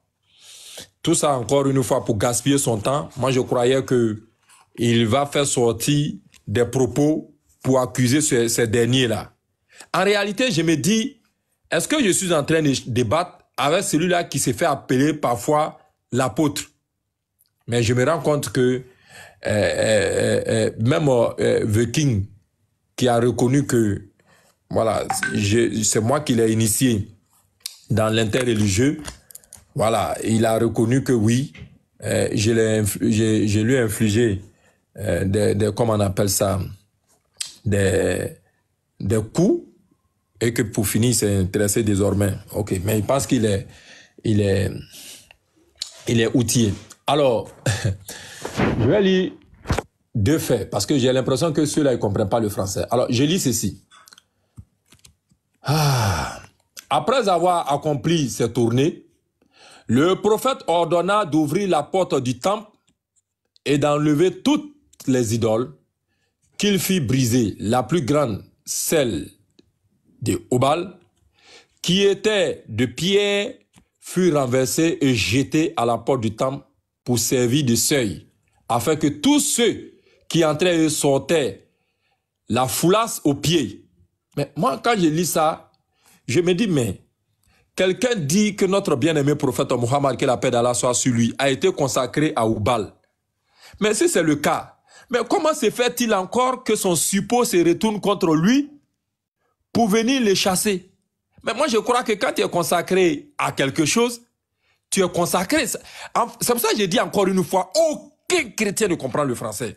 Parce qu'en français facile, être consacré, ça veut dire, même si tu ne comprends pas le français soutenu, ça veut dire que désormais, là, je me consacre à ça. Mais si le prophète est consacré à Oubal, mais qu'on nous explique pourquoi une telle attitude, pourquoi une telle haine, alors envers Oubal, si Oubal était son idole. Mais encore une fois, les uns et les autres sont dans la propagande. Encore une fois, les uns et les autres sont dans la diffamation, ce qui n'est pas le cas. Et encore une fois, ils veulent continuer à propager, comment on appelle ça, la rumeur qui veut que on puisse dire que oui, notre prophète bien-aimé Mohammed, que la paix d'Allah soit sur lui, a été consacré à Oubal. Ce qui n'a pas été le cas. Vous avez lu beaucoup de récits, mais comme je vous ai dit, moi je note simplement, parce que tout ça, je pense que ce sont, comme on le dit, hein, des pots de bananes qui sont sur nos routes pour nous empêcher d'arriver à destination. Mais je veux que tu notes. Tu dis que tu as les hadiths là avec toi. Montre-moi un seul passage où le père de notre prophète Mohammed, que la paix d'Allah soit sur lui, a été consacré à Oubal. Tu montres ça. Voilà. Parce que tu as ça dans ta main. Tu veux bénir les gens. Ça ne passera pas. Parce que tu as bien vu dans ce qui est dans ta main, à maintes reprises, on t'a déjà dit ça, c'est qu'il y a eu substitution à travers des chameaux. Mais tu ne prends pas ça en compte, tu dis qu'il a été consacré. Si c'est ça que tu appelles consacré, alors dans Luc chapitre 2, à partir du verset 24, on nous dit ceci. Et pour offrir en sacrifice 2 tourterelles ou 2 jeunes pigeons, comme cela est prescrit dans la loi du Seigneur. C'est à qui ils ont fait ça? Le 8e jour auquel l'enfant devait être circoncis, étant arrivé, on lui donna le nom de Jésus, nom qu'avait indiqué l'ange avant qu'il fût conçu dans le sein de sa mère. Et donc, pour ça, ils sont venus offrir en sacrifice tourterelle. Mais si c'est ça que tu veux considérer, mais je crois que votre Dieu là, mais même si ça ne m'étonne pas dans Juge chapitre 11, où on voit votre Dieu, c'est ça qu'on appelle la forme de paganisme. Quand on a lu Jephthé a donné sa fille en holocauste à Dieu. C'est écrit noir sur blanc. Juge, vous notez la référence, Juge chapitre 11, à partir du verset 30. Et suite, Jephthé a donné au Dieu des chrétiens sa fille vierge de surcroît. On a posé la question pourquoi le Dieu des chrétiens aime tant les vierges. Alors, comme j'ai dit, ils veulent mettre, comme je disais, j'allais dire, ils veulent nous retarder, voilà. Ils veulent nous retarder, mais ils vont pas me retarder. Je vais continuer sur mon dernier développement. Alors, mon dernier développement, en continuant, on a montré encore une fois que l'islam, lorsque, en tant que religion, a vu le jour, dans la sourate 49, le verset 13, Allah nous dit ceci, et je répète, « Ô homme, nous vous avons créé d'un mâle et d'une femelle, et nous avons fait de vous des nations et des tribus, afin que vous vous entreconnaissiez. Le plus noble d'entre vous auprès d'Allah est le plus pieux. » Voilà ce que notre religion dit. Parce que quand on voit dans les formes de christianisme, qu'est-ce qui est mis là-bas? Quand on va regarder et qu'on jette un coup d'œil. Paul, qui se fait appeler le 13e apôtre. Mais je crois qu'il a donné des instructions fermes aux chrétiens. Lorsqu'il dit que l'homme est le chef de la femme et que Jésus-Christ est le chef de l'homme et que Dieu est le chef de Jésus-Christ. Bon, chez nous, Allah nous dit de façon très claire. Hein?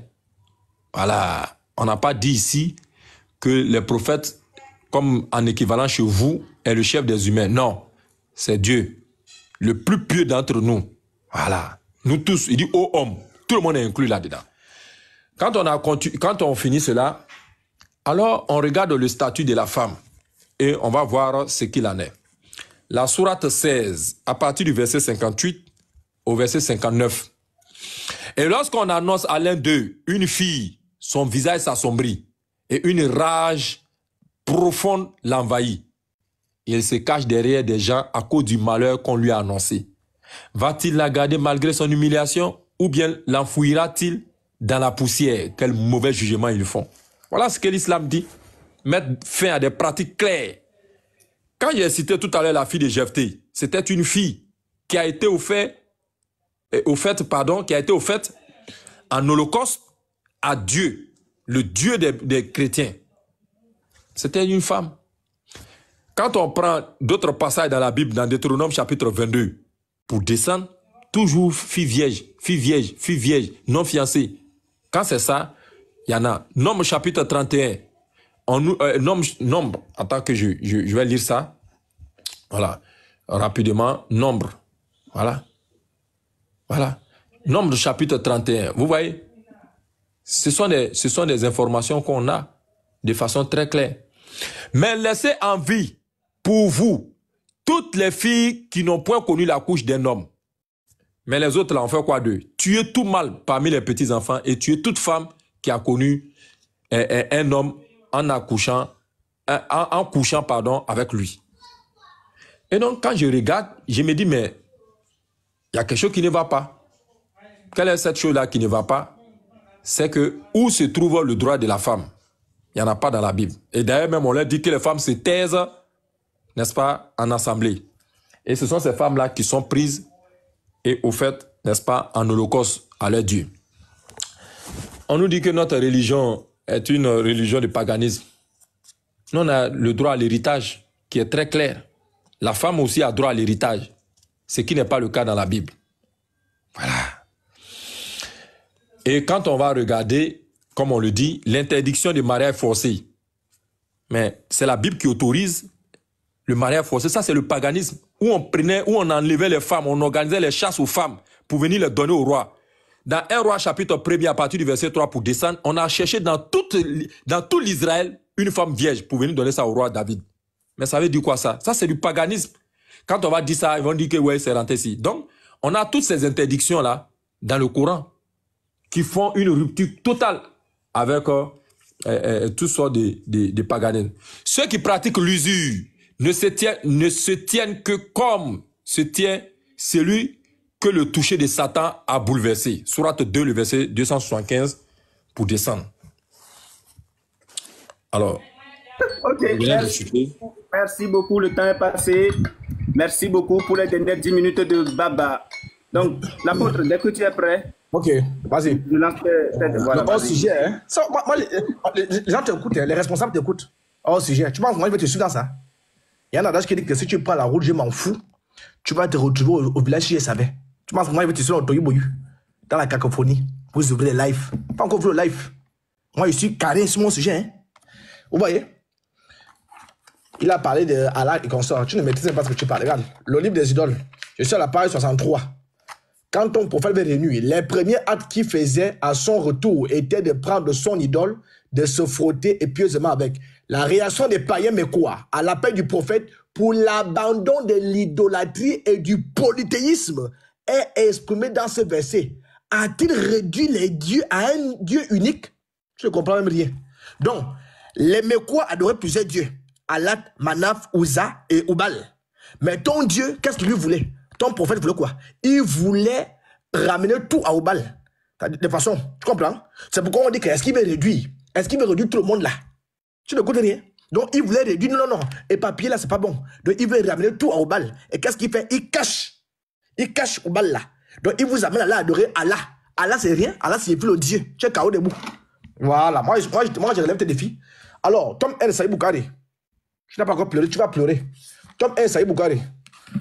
Je suis la 10 1622. Écoutez, le prophète confia le patronage du Hajj qui précéda le pèlerinage d'adieu à Abou Bakr. Écoutez bien, le jour du sacrifice, Abou Bakr m'envoya dans un groupe d'individus comme héros à annoncer les décrets. 2 points.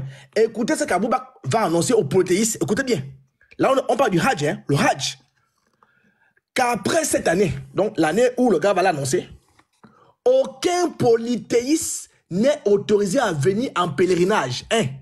Et aucun pèlerin n'est autorisé à faire le tawaf tout nu. Vous comprenez? Hein? Papa, ouvre les oreilles en bambou, hein?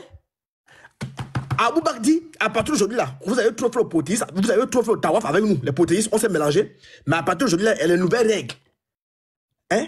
Tu peux contredire ça? Tu es KO. Regarde. Je t'envoie encore. Regarde. Je te prends le tome 3 de Saïd Boukari. Regarde. Tome 3. Hadith 3881. À l'époque de la Jahiliya, c'est-à-dire avant l'arrivée de ton prophète, les Kouarish gênaient le jour de la Shura. Les polythéistes, ils gênaient le jour de la Shura. Ainsi que le prophète. Donc avant que ton prophète ne soit prophète là, il gênait avec les polythéistes nus. Quand il gênait là, il gênait au nom de qui? Ah, c'est un. Quand il vint à Médine, il gêna Ashura et ordonna aussi aux musulmans de faire de même. Point. Quand la révélation, donc la révélation est venue après quoi? Après le jeûne d'Ashura. Ton prophète faisait la même chose avec les polythéistes. Quand la révélation instaura le jeûne du mois de Ramadan, le jeûne de Ashura devient facultatif. KO. Donc quand le Ramadan est venu, le jeûne du Ramadan est venu, ton prophète a dit, ah, celui qui va encore faire comme je faisais la Ashura, on continue ensemble, hein. Si tu ne veux pas, tu laisses. Tu es KO. Il faut démentir ça. Tu bavardes, tu fais le péloganisme, le billard. Tu fais seulement le billard. Regarde, je t'envoie encore. Saïd Boukari, tome 2. Tu bavardes, tome 2. Hadith 1892. Le prophète jeûna le jour de Ashura et ordonna de le jeûner quand le jeûne du mois de Ramadan fut instauré. On y renonça. Al-Omar ne jeûna pas le jour d'Ashura, sauf s'il coïncidait avec un jour qu'il avait l'habitude de jeûner. Regarde, à l'époque pré-islamique, le français écrit cela, les Korachites jeûnaient le jour de Ashura. Donc avant que ton prophète ne soit musulman là, avant qu'il ne soit prophète, il jeûnait avec les polythéistes le jour d'Ashura. Le prophète ordonna de le jeûner. Le prophète de Dieu ordonne de jeûner avec les polythéistes. Il ordonne ça au nom de qui? Bande de polythéistes nus. Jusqu'à l'instauration du jeûne du mois de Ramadan. Je suis KO debout. Regarde. Je vais t'assommer une fois. Je t'envoie encore. Regarde. Eh bien, Cham, vous faites Safa et Marwa, non? Vous allez courir entre les deux montagnes. Safa et Marwa. Regarde. Je suis à la page 422. Safa et Marwa. Deux buttes rocheuses situées à la périphérie de l'enceinte du sanctuaire de la Mecque. Avant l'islam, elles étaient le siège des divinités de fertilité vénérées par les pèlerins. Quels pèlerins? On dit bien avant l'islam, hein? Safa et Marwa étaient faits avant l'islam. Tu sors même d'où? Vous sortez même d'où? Toi, ce que j'ai lu là, c'est moi qui ai écrit ça. Hein? Les inépadies. On peut encore te reconnaître. On m'a dit KO. Je vais t'assommer une fois. Comme ça, ceux qui te suivent là, ils vont te suivre. Les potés unis aussi vont te suivre. Ça aussi, c'est enseignant, ça là. Regarde. Ça, c'est avant l'islam, hein. Ils effectuaient une course entre ces deux stations imposantes du pèlerinage en souvenir de la course et pleurer. KO. Voilà. Tu vois? Donc, frère, regarde. Je vais te prendre la page 28. Regarde. Ah, tu ne comprends pas, regarde. Regarde, je te prends la page 28, le livre des idoles. N'ayant pas oublié les tawaf, à chaque grand pèlerin, les polythéistes, hein, à chaque grand pèlerinage ou à l'occasion d'une umrah, les émigrants faisaient des tawaf autour de leurs pierres. Quelle pierre? La pierre noire. Regardez. Autour de leurs pierres, hein, ça avant l'islam, hein. Comme s'ils étaient réellement à Makkah, mais tout en vaquant à cette dévotion hérétique. Les gens continuaient à nourrir de la ferveur pour la Kaaba. Ça, c'est un. Regarde, je vais ici. Quand ils se trouvaient plusieurs à voyager ensemble, ils groupaient leurs pierres divinisées, immolaient devant elles les bêtes à manger en faisant un korban, offrande pieuse qui les rapproche de qui? De Allah. Regarde. Tu vois? Les polythéistes font les offrandes, ça les rapporte de qui? d'Allah. Allah écoute les polythéistes. Frère, tu es KO. KO debout. Voilà. Je vais t'assommer une fois. Voilà. Tu vois? Les polythéistes, le pèlerinage en tant qu'obligation religieuse a des règles dont l'une est la récitation. Maintenant, regarde là où je t'assomme. Regarde. Regarde là où je t'assomme. Regarde. Je vais venir ici. Je te réserve ça pour la fin. Regarde. Je vais t'assommer quelque part. Regarde.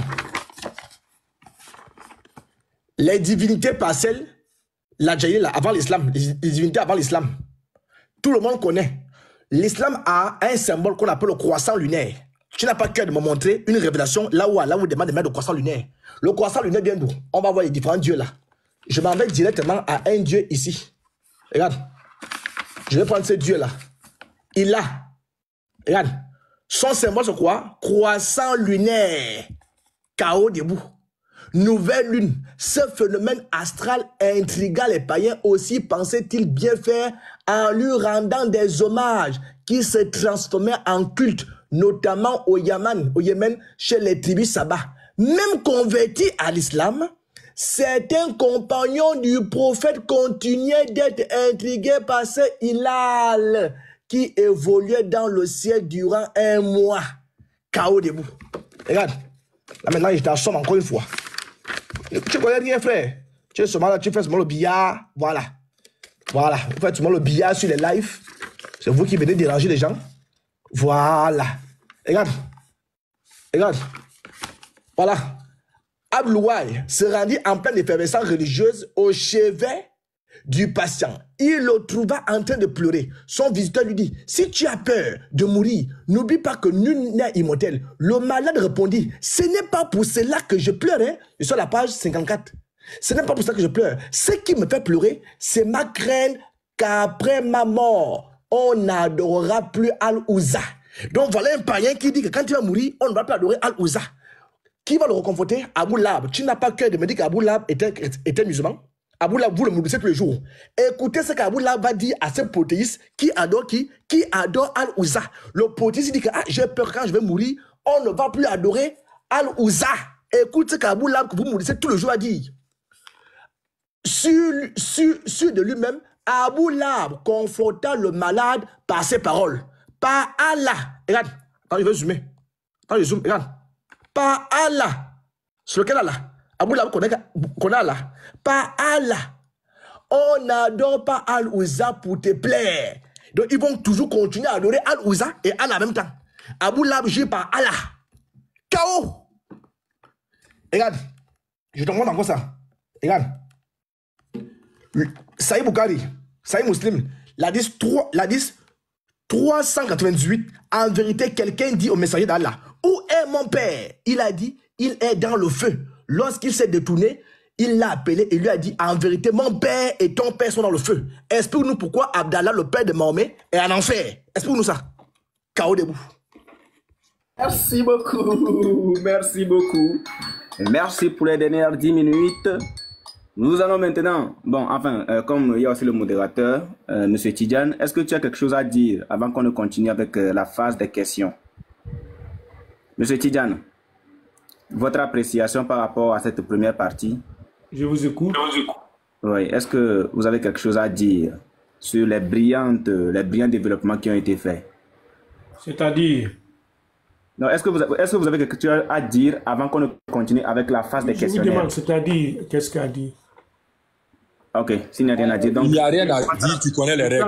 On n'a pas encore fini, tu es donné du temps pour ça, à ton gars là. J'ai l'impression qu'ils ne savent pas gérer... Non, ils veulent préparer les questions rapides pour lui envoyer. Moi, je connais leur stratégie. Une minute Monsieur, pour poser la question. Je pose ma question. Tu penses que c'est à quoi ça, j'aime pas vous deux réunis sur un panel là. Alors, je pose la question à ce monsieur, puisqu'on est raté dans la phase. Moi, mon but, c'était clairement de montrer clairement que notre belle religion n'a rien à voir avec le paganisme. Et c'est ce que j'ai fait tout au long. Maintenant, le corps à corps, là. On va voir. Monsieur, dis-moi, si l'islam est une religion de paganisme, pourquoi alors l'islam rejette tout ce qui est paganisme? J'espère que peut-être il n'a pas compris. Je vais reprendre.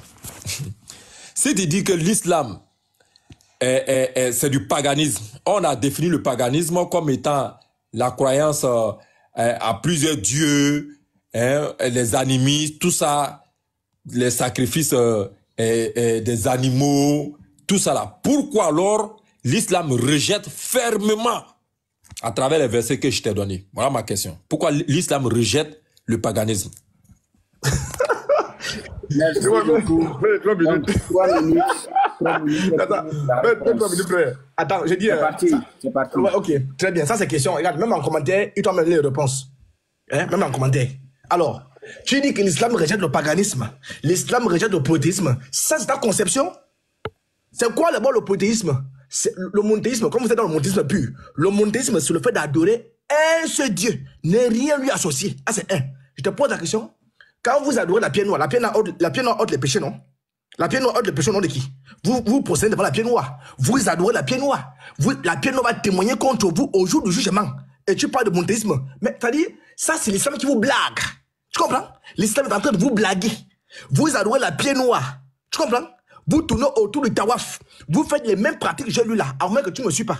J'ai lu les pratiques ici. J'ai été pris par exemple dans Ibn Hisham, la page 442. Là-bas, on dit que les polythéistes faisaient le tawaf. Tu comprends? Le tawaf, il faisait entre Safa et Marwa. C'était du polythéisme pur. Vous avez repris les mêmes stratégies là. Vous avez même repris les mêmes rites. Vous êtes allé conduire ça. Il parle de monothéisme pur. Regarde-moi celui-là, tu dors debout. Frère, on ne peut pas réveiller quelqu'un qui fait semblant de dormir, hein? Tu comprends? Donc, je cite, vous faites le tawaf. Ah, ça, c'est la récitation. Non, les monothéismes purs, méthodes pures. Ok, on va voir ça. Vous faites le tawaf, vous embrassez la pierre noire, vous léchez la pierre noire. À ce monothéisme, vous battez pour la pierre noire. Pour une pierre, vous battez. Vous allez faire le tawaf, tourner 7 fois. Vous tournez 7 fois autour de la Kaaba. C'était une pratique païenne.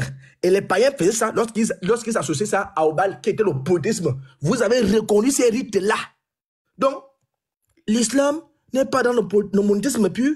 vous êtes dans le polythéisme. Sauf que vous avez un grand Dieu, n'est-ce pas? Vous avez tout consacré à Obal qu'on appelle Allah. Vous êtes allé cacher son identité. Et c'est pourquoi... Regarde. Je t'ai pris ça. Voilà. Regarde. Je t'ai pris le livre des idoles. Je vais dézoomer un peu. Le livre des idoles. À la page 63. Regarde. La réaction des païens. Mais quoi à l'appel du prophète pour l'abandon de l'idolâtrie et du polythéisme. Donc, eux, ils adoraient plusieurs idoles. C'est-à-dire, Ouzé est là, Manaf est là, Allah est là. Donc, ils adoraient plusieurs idoles. Ton prophète va dire quoi? Non, non, non. On va plus les adorer de façon éparpillée. On va les rassembler. Donc, seul on est fort. Mais ensemble, on est invincible. Regarde, qu'est-ce qu'ils vont dire? A-t-il réduit les dieux en un Dieu unique? Donc, il a consacré les dieux à un seul Dieu. Et c'est pourquoi toutes les pratiques là qu'elle faisait, on retrouve ça en islam. Tu n'as pas cœur. Qui peut lever son doigt ici et dire que le fait d'aller lécher la pierre noire, c'est du monothéisme? Tu sors d'où? Comment une pierre peut ôter les péchés? Il n'y a que Dieu ceux qui ôtent les péchés. Vous êtes dans le polythéisme pur. Ce sont les écrits, monothéisme puis monothéisme. Quel monothéisme? Il y a l'autre. À cette question. Renvoie en concert. Je vais te fouetter. Merci, merci. 1 minute pour rebondir. C'est parti. Il faut redémarrer. C'est quand on se démute, quand on prend la parole, c'est là qu'on fait. Pourquoi tu es comme ça? Mettez-moi en grand. Parce que je crois que ça, c'est le fort de Baba. Ah, Allah. Mettez-moi en grand. Dépêchez-vous. Mettez-moi en grand. Anyway, mets-le en grand. Il faut mettre stop là. Mettez-moi en grand. Yep, donne mon premier KO. Attends, c'est parce que j'ai posé cette question-là de façon futile. Enregistré. Pas de showtime. Pas de showtime. C'est 2 minutes. Mettez-moi en grand. Voilà, s'il vous plaît, coupez les commentaires. Pas de showtime. Pas de showtime. Parce que je me mets en grand, coupez les commentaires. Pas de showtime. Non, non, non, c'est pour que les gens puissent mieux voir ce que je m'apprête à montrer. On ne coupe rien. Appuie. S'il te plaît, ça, il dit couper les commentaires. Ah, ok, bref. Voilà ça. Ésaïe chapitre 6, le verset 6 à 7, je lis. Comme il dit que, oui, depuis quand Pierre ôte les péchés, on va vous montrer votre Bible aujourd'hui. Mais, l'un des séraphins vola vers moi, tenant à la main une pierre ardente qu'il avait prise sur l'autel avec des pincettes. Au verset 7, je grise ça. Au verset 7, il en toucha ma bouche et dit, ceci a touché tes lèvres. Ton iniquité est enlevée et ton péché est expié. Allahu Akbar. Que m'est émancipé. Ça, c'est dans le Coran, on a vu ça. Pierre, là, c'est le péché de qui est expié ici? Qui a fait ça? C'est pas la pierre? Comme je n'aime pas insulter, là, c'est à cause de ça. Sinon, il allait t'insulter grave, tu allais voir. Alors, quand on a dit ça, on veut nous faire croire que nous, on touche la pierre pour expier nos péchés, que ça, c'est du paganisme. Alors qu'on venait de montrer ici dans Ésaïe chapitre 6, à partir du verset 6 à 7, qu'il y a Pierre, Yama, il ne savait pas ça. Bref, encore une fois, aucun chrétien ne comprend le français. Il prend la sourate 38, où les polythéistes posent une question au prophète. Ah, toi, tu veux réunir notre divinité là en une seule divinité? Mais c'est une question qu'ils ont posée au prophète. C'est la méconnaissance de la shahada, le la ilaha illallah. Dans le la ilaha illallah, il n'y a pas d'unification. On parle plutôt de rejet. C'est pour ça que je vous dis qu'aucun chrétien ne comprend le français. Quand je dis ça, je poursuis. Alors, je lui pose la question, qui a fait, comment on appelle ça? Oh là là, rapidement. Alors, dans la sourate 2, le verset 127, c'est Abraham et Ismaël qui ont élevé les assises de la Mecque, de la Kaaba. Voilà, clair. Il faut respecter le temps. Ok. Anyway, appuie. C'est parti. Oui, appuie. Top sympathie, Baba. Baba, il faut me montrer la pierre là. Comme tu lis sans savoir. Il faut montrer la pierre là, où les chrétiens adorent ça, ils lèchent ça. Écoutez ma question, hein. Écoutez ma question. Et là, je vais aller à 1000 à l'heure. Écoute-moi très bien. Les musulmans font 7 tours. Le tawaf. 1, 2, 3, 4, 5, 6, 7. Baba, voilà ma question.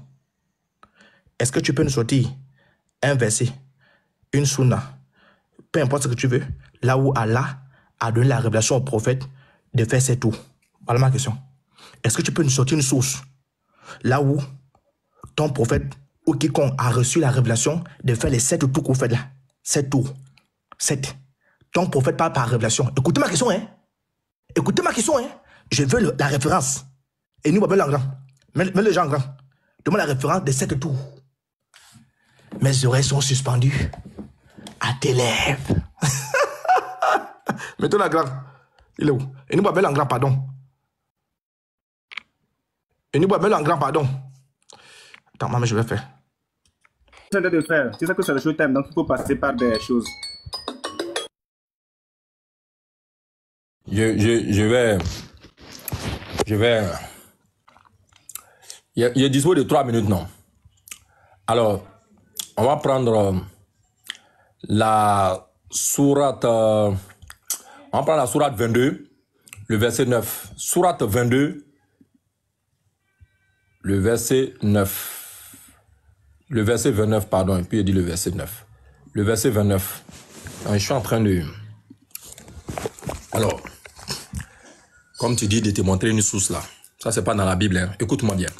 Puis, quand ils mettent fin à leurs interdits, quand ils mettent fin à leurs interdits, qu'ils nettoient leur corps, qu'ils remplissent leurs vœux et qu'ils fassent les circuits autour de quoi? De l'antique maison. Mais comme il ne comprend pas ça, on revient encore ici. Vous voyez encore une fois la tawaf ou le tawaf, puisque c'est un mot arabe, donc le déterminant importe peu. Alors, je reprends, qu'ils mettent fin à leurs interdits, qu'ils nettoient leur corps, qu'ils remplissent leurs vœux et qu'ils fassent les circuits autour de l'antique maison. Voilà ça. La circumambulation. C'est écrit noir sur blanc, la circumambulation. Maintenant, quand tu me demandes où est-ce que nous retrouvons ça, alors je ne peux pas chercher dans le hadith directement, mais je vais te donner la référence. Alors, dans Sunna Ibn Majah que tu as, je te donne la référence, puisque c'est ce que tu as demandé. Je suppose que quand quelqu'un te dit « donne-moi les références », ça veut dire que la personne va aller vérifier. Dans Sunna Ibn Majah, hadith 2977, il est dit ceci. Le tawaf autour de la maison Kaaba est une prière, mais Allah vous a permis d'y parler, que celui qui parle ne dispose donc que du bien. Ça, c'est clair. Alors, une autre source encore supplémentaire, si cela te fatigue, alors, vous pouvez voir, je vais citer encore un autre passage, dans le 2958, toujours de Ibn Majah, Allah nous dit ceci, celui qui fait le tawaf autour de cette maison, la Kaaba, et prie 2 unités de prière, se voit effacer ses péchés comme s'il venait de naître. Voilà, donc je t'ai donné au moins 2 à 3 sources, 2 dans les hadiths. Il y en a encore, je peux te citer, mais je préfère m'arrêter là. Voilà, donc ça c'est clair. Alors, comme je te le dis, je viens de te montrer les versets qui montrent clairement que nous faisons la circumambulation et de façon très claire. Voilà. Donc, Allah nous dit de suivre notre prophète. Ce qu'il fait, c'est ce que nous faisons. Et il a reçu la révélation que je viens de t'apporter. Merci.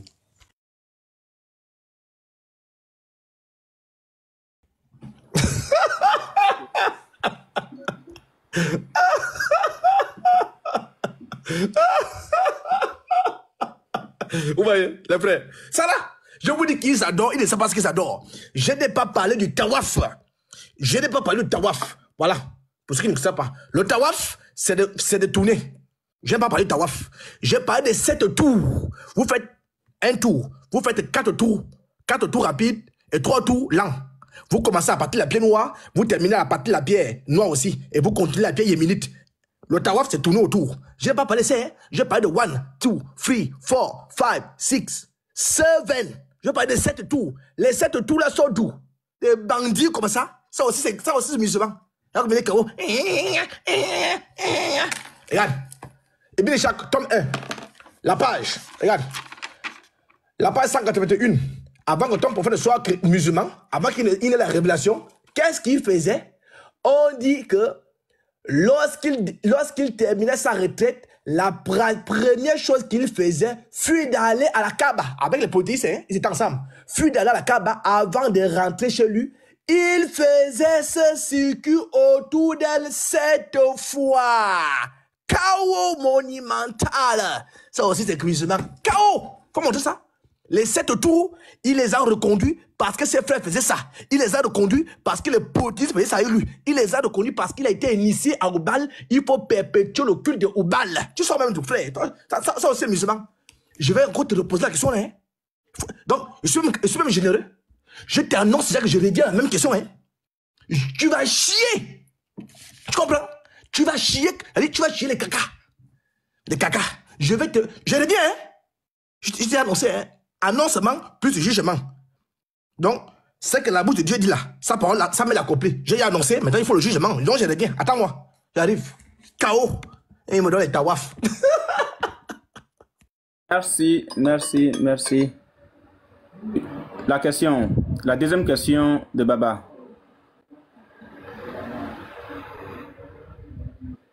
Baba, démute-toi pour que je lance le temps. Mr. Berber. Oui, je suis là. Alors, comme il a demandé, alors tu vas me mettre en grand. Puisque, attends, ces questions-là, non? Oh là là. Non, on reprend. J'ai cru qu'il me demandait de revenir à la chose. De me mettre en grand pour lui montrer. Bon, bref, c'est pas bien grave. Alors, ma deuxième question. Il me dit de lui montrer le verset. Bon, tu peux reprendre encore parce que j'ai cru que quand on parle, il faut bien écouter. Je t'ai donné Sahih Muslim, hadith numéro 1218. Je vais lire pour toi. Donc, j'ai donné déjà le numéro puisque je dispose d'1 minute. Alors, 1218, voici ce qui est écrit. Le prophète, lorsqu'il effectuait le tawaf autour de la Kaaba, faisait 7 tours et priait ensuite 2 unités de prière. C'est ce que je t'ai dit. Alors, je t'ai déjà donné ça. Alors, ma question, la deuxième question, je te pose la question encore. Quelle est la position de l'islam sur les images et les statues? Merci beaucoup. Et Allah, alhamdulillah. Quelle est la position de l'islam sur les images et les statues? Pose-toi question. Ok. Merci. 3 minutes pour la réponse. Oh là là.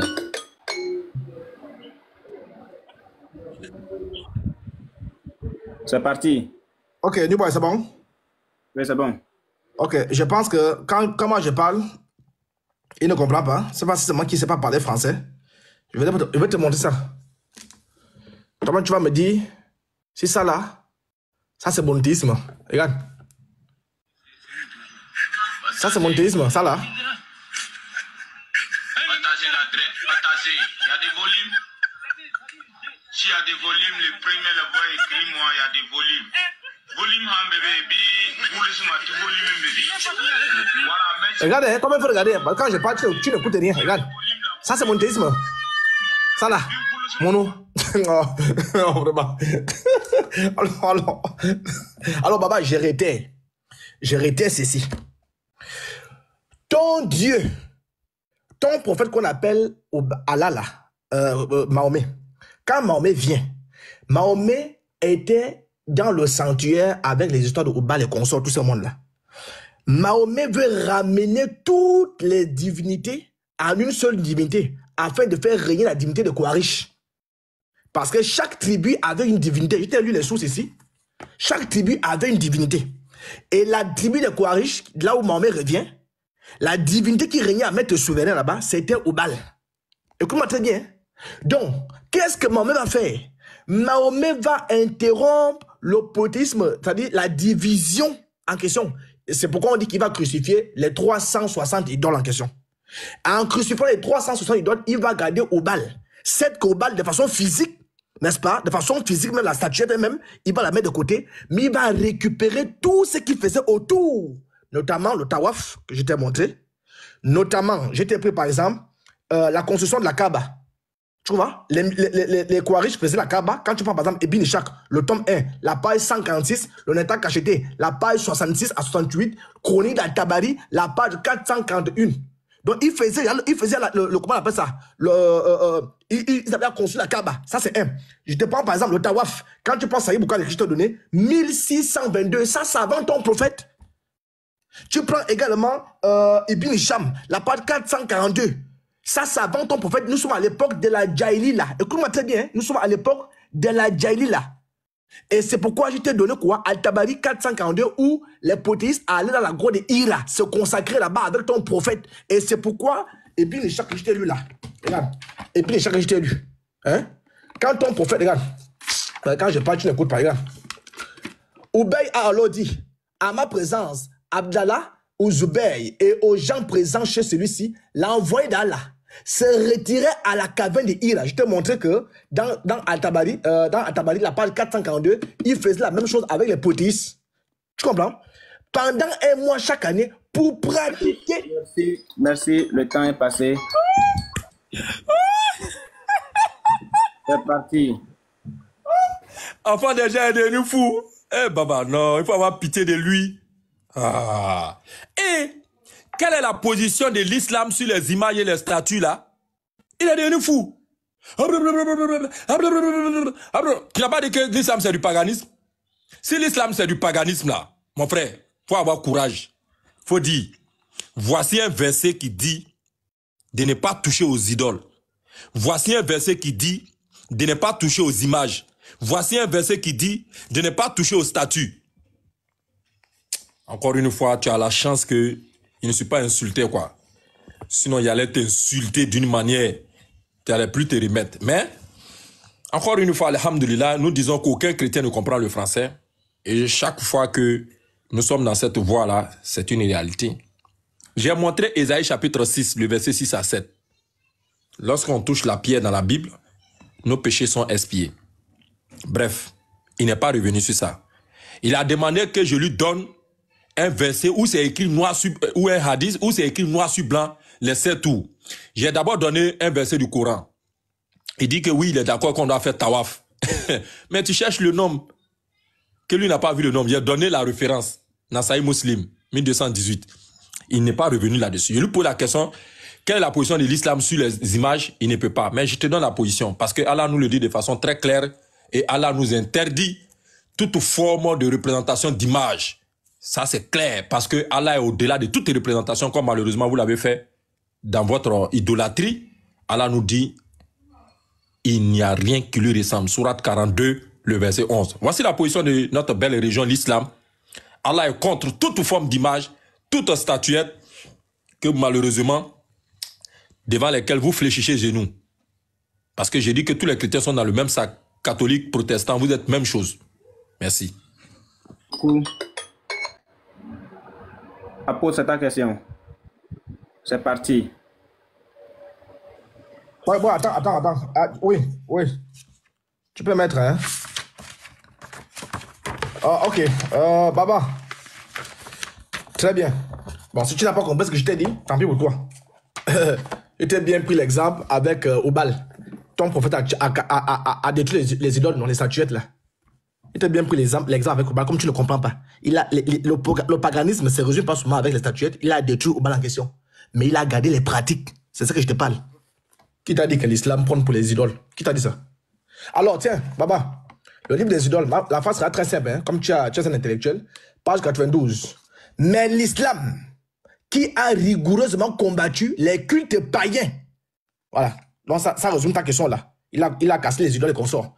Mais l'islam qui a rigoureusement combattu les cultes païens n'en a pas moins gardé certaines pratiques des païens, comme les salades surrogatoires. Ma question est la suivante. N'en a pas moins gardé certaines pratiques. Ça veut dire quoi? Explique-nous ça. Voilà ma question. Ok.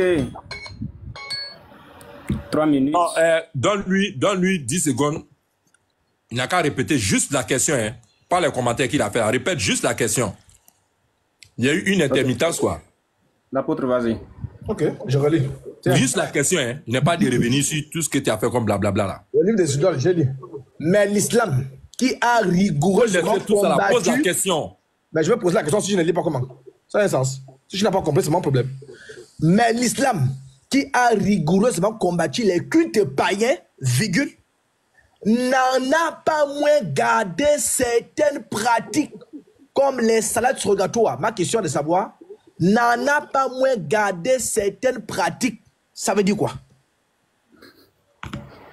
Ok.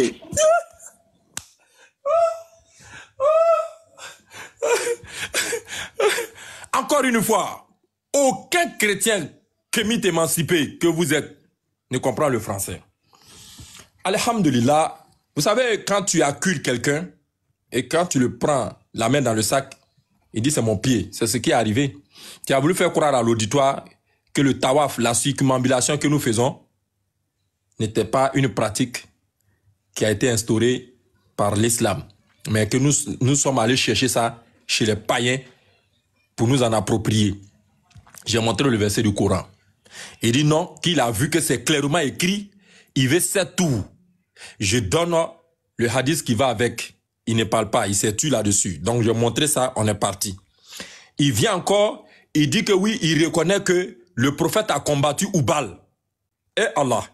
Mais ça veut dire que, moi je ne sais pas comment on peut prendre marteau pour taper sur sa propre tête, boum, boum. Mais toi-même tu viens de reconnaître que Baba t'a mis KO. À quoi alors a servi tout le temps que tu faisais bien, si tu reconnais que le prophète a combattu Oubal et a détruit Oubal? Tu viens dire encore que, cependant, certaines pratiques ont été conservées. Mais de quelles pratiques parles-tu? Si tu parles de Tawaf, mais c'est Ibrahim alayhi salam qui l'a fait avec son fils Ismaël. Et le prophète est rentré dans sa perpétuité, ou du moins dans sa trace, pardon. Et comme je te l'ai dit, limite, s'il y a photocopie, c'est qu'il y a l'original. Mais qui a l'original? Est-ce que tu vas me dire que Oubal est venu avant Abraham, selon dans le Coran? Non. Nous reconnaissons qu'il y a eu introduction de Oubal dans la Kaaba, mais c'est après que les fils se sont inscrits dans une forme d'abandon de leur belle religion. Et à un moment donné, comme Allah le dit, ils ne changent pas l'état d'un peuple tant que ceux qui le composent ne changent pas leur état. Donc, il y a eu introduction et il y a eu combat. Tu as reconnu. Maintenant, tu dis que les pratiques ont été gardées. De quelles pratiques veux-tu parler? Je ne sais pas. Quand nous partons à la Mecque, nous faisons la lapidation à Satan, parce que oui, effectivement, quand Abraham faisait, comment dirais-je, cette pratique-là, Satan voulant l'empêcher, nous perpétuons cela. Et Allah va nous le dire, quand nous immolons les bêtes là-bas, les sacrifices. Mais Allah nous dit que ni les chairs, ni le sang ne parviennent à Allah. Ce qui arrive là-bas, c'est notre foi. Et c'est ça qui est la vérité. Donc, l'islam est aussi une rupture de toutes ces pratiques sacrificielles-là. Et tu viens dire que oui, il y a subsistance là-bas. Moi, je ne vois pas. Voilà. Donc, de façon très claire, il n'y a pas de pratique païenne. C'est bon. Faut nous amener, il faut regarder le temps. Merci beaucoup. Alors, il ne pas mon temps. Parce qu'il a la mosquée ici là. Vous voyez? Ça, Pas d'attaque, pas d'attaque. non, vous voyez? Vous voyez, non? Hein? Vous voyez? Quand tu me poses des questions, moi je réponds, hein? Hein? Moi je réponds. Vous voyez? Ça, c'est... Non. Ah! Musulman. Regardez la question que je lui ai posée. Regardez. Le livre des idoles. Regardez la question que je lui ai posée. Question CP1. Regardez. Mais l'islam qui a rigoureusement combattu les cultes païens. Et si c'est clair, l'islam a combattu le paganisme. L'islam a combattu les statuettes en question là. Les Oubal, c'est-à-dire les représentations physiques de Oubal. Mais on va garder les pratiques en question. Vous comprenez? Ça c'est clair. Les 360 idoles, ça c'est clair. Virgule. N'en a pas moins gardé certaines pratiques comme les salades surrogatoires. Ils ont gardé les pratiques de qui? Des païens. Donc ils ont cassé. Bon, ça c'est bon. On prend au moins pour les païens. KO. Ils sont en train de faire le billard. Vous n'êtes... Tous les musulmans, vous êtes dans le fond. Vous mourrez, vous descendez en enfer. Tu comprends, Baba? Disons, c'est-à-dire, on ne sait pas ce qu'il raconte, hein? Tu racontes quoi, frère? Qu'est-ce que tu racontes? Une phrase du CP, même les commentaires, tout le monde en commentaire. Baba, tu réponds à quelle heure? Tu réponds à quelle heure? Tu réponds à quelle heure? Il veut simplement gagner du temps. Il veut simplement gagner du temps. Tu ne répondrais à aucune de mes questions ici. Je te l'avais hein? J'ai encore 2 questions, 2 cartouches. J'arrive. Vous ne tenez sur rien. Vous voyez? Voilà pourquoi on vous demande de vous consacrer au bal. Adorez votre bal. Allez-y lécher la pied noire. Allez-y lapider Satan. Qui pisse dans vos narines, qui dort dans vos narines, qui pisse dans vos oreilles. Allez-y lapider. Regarde, on peut encore te reconnaître. Baba, on peut encore te reconnaître, regarde. Les questions, regarde. Il n'y a qu'un seul commentaire. Il n'y a qu'une seule personne qui t'encourage là-bas. C'est les conjonctures. Voilà. Ah, vraiment. Ok, ok. Baba, c'est ta dernière question. Monsieur Bébé. C'est pas dernière question. Hein. Si tu te rappelles pas, si tu es sonné. C'est 3 questions, non? Ou bien combien de questions vous avez discuté? Il faut lui demander, il va te dire. C'est 4 questions. Ah, ok, d'accord. Voilà. Je n'ai pas discuté avec vous. Voilà. Il fait la passation. Voilà, il n'a pas compris. C'est 4.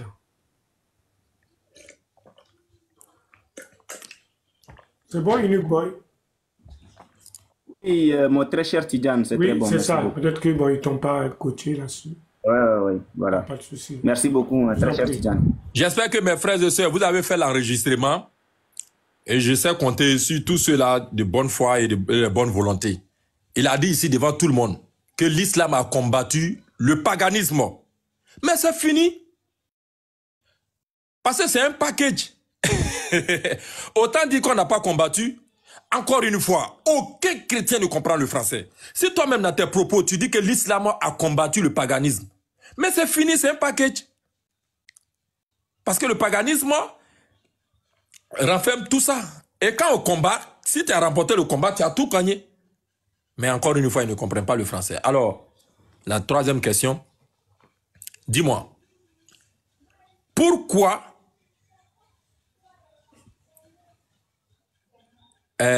l'islam n'accepte pas, tu as me dit, le culte des saints ou des objets sacrés, comme c'est fait dans le christianisme?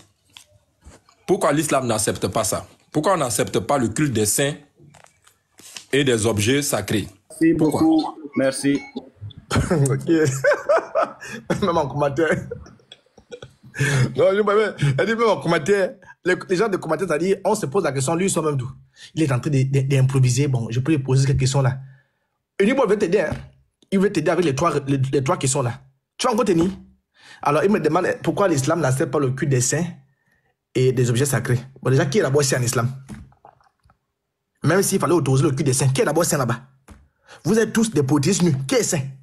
Non, tu poses d'abord une question qui n'a même pas de sens. Je commence par les saints. Qui est d'abord... Non. Donc, en léchant la pierre noire, Satan dort dans vos narines. Satan pisse dans vos oreilles. Maintenant, comment vous êtes des saints?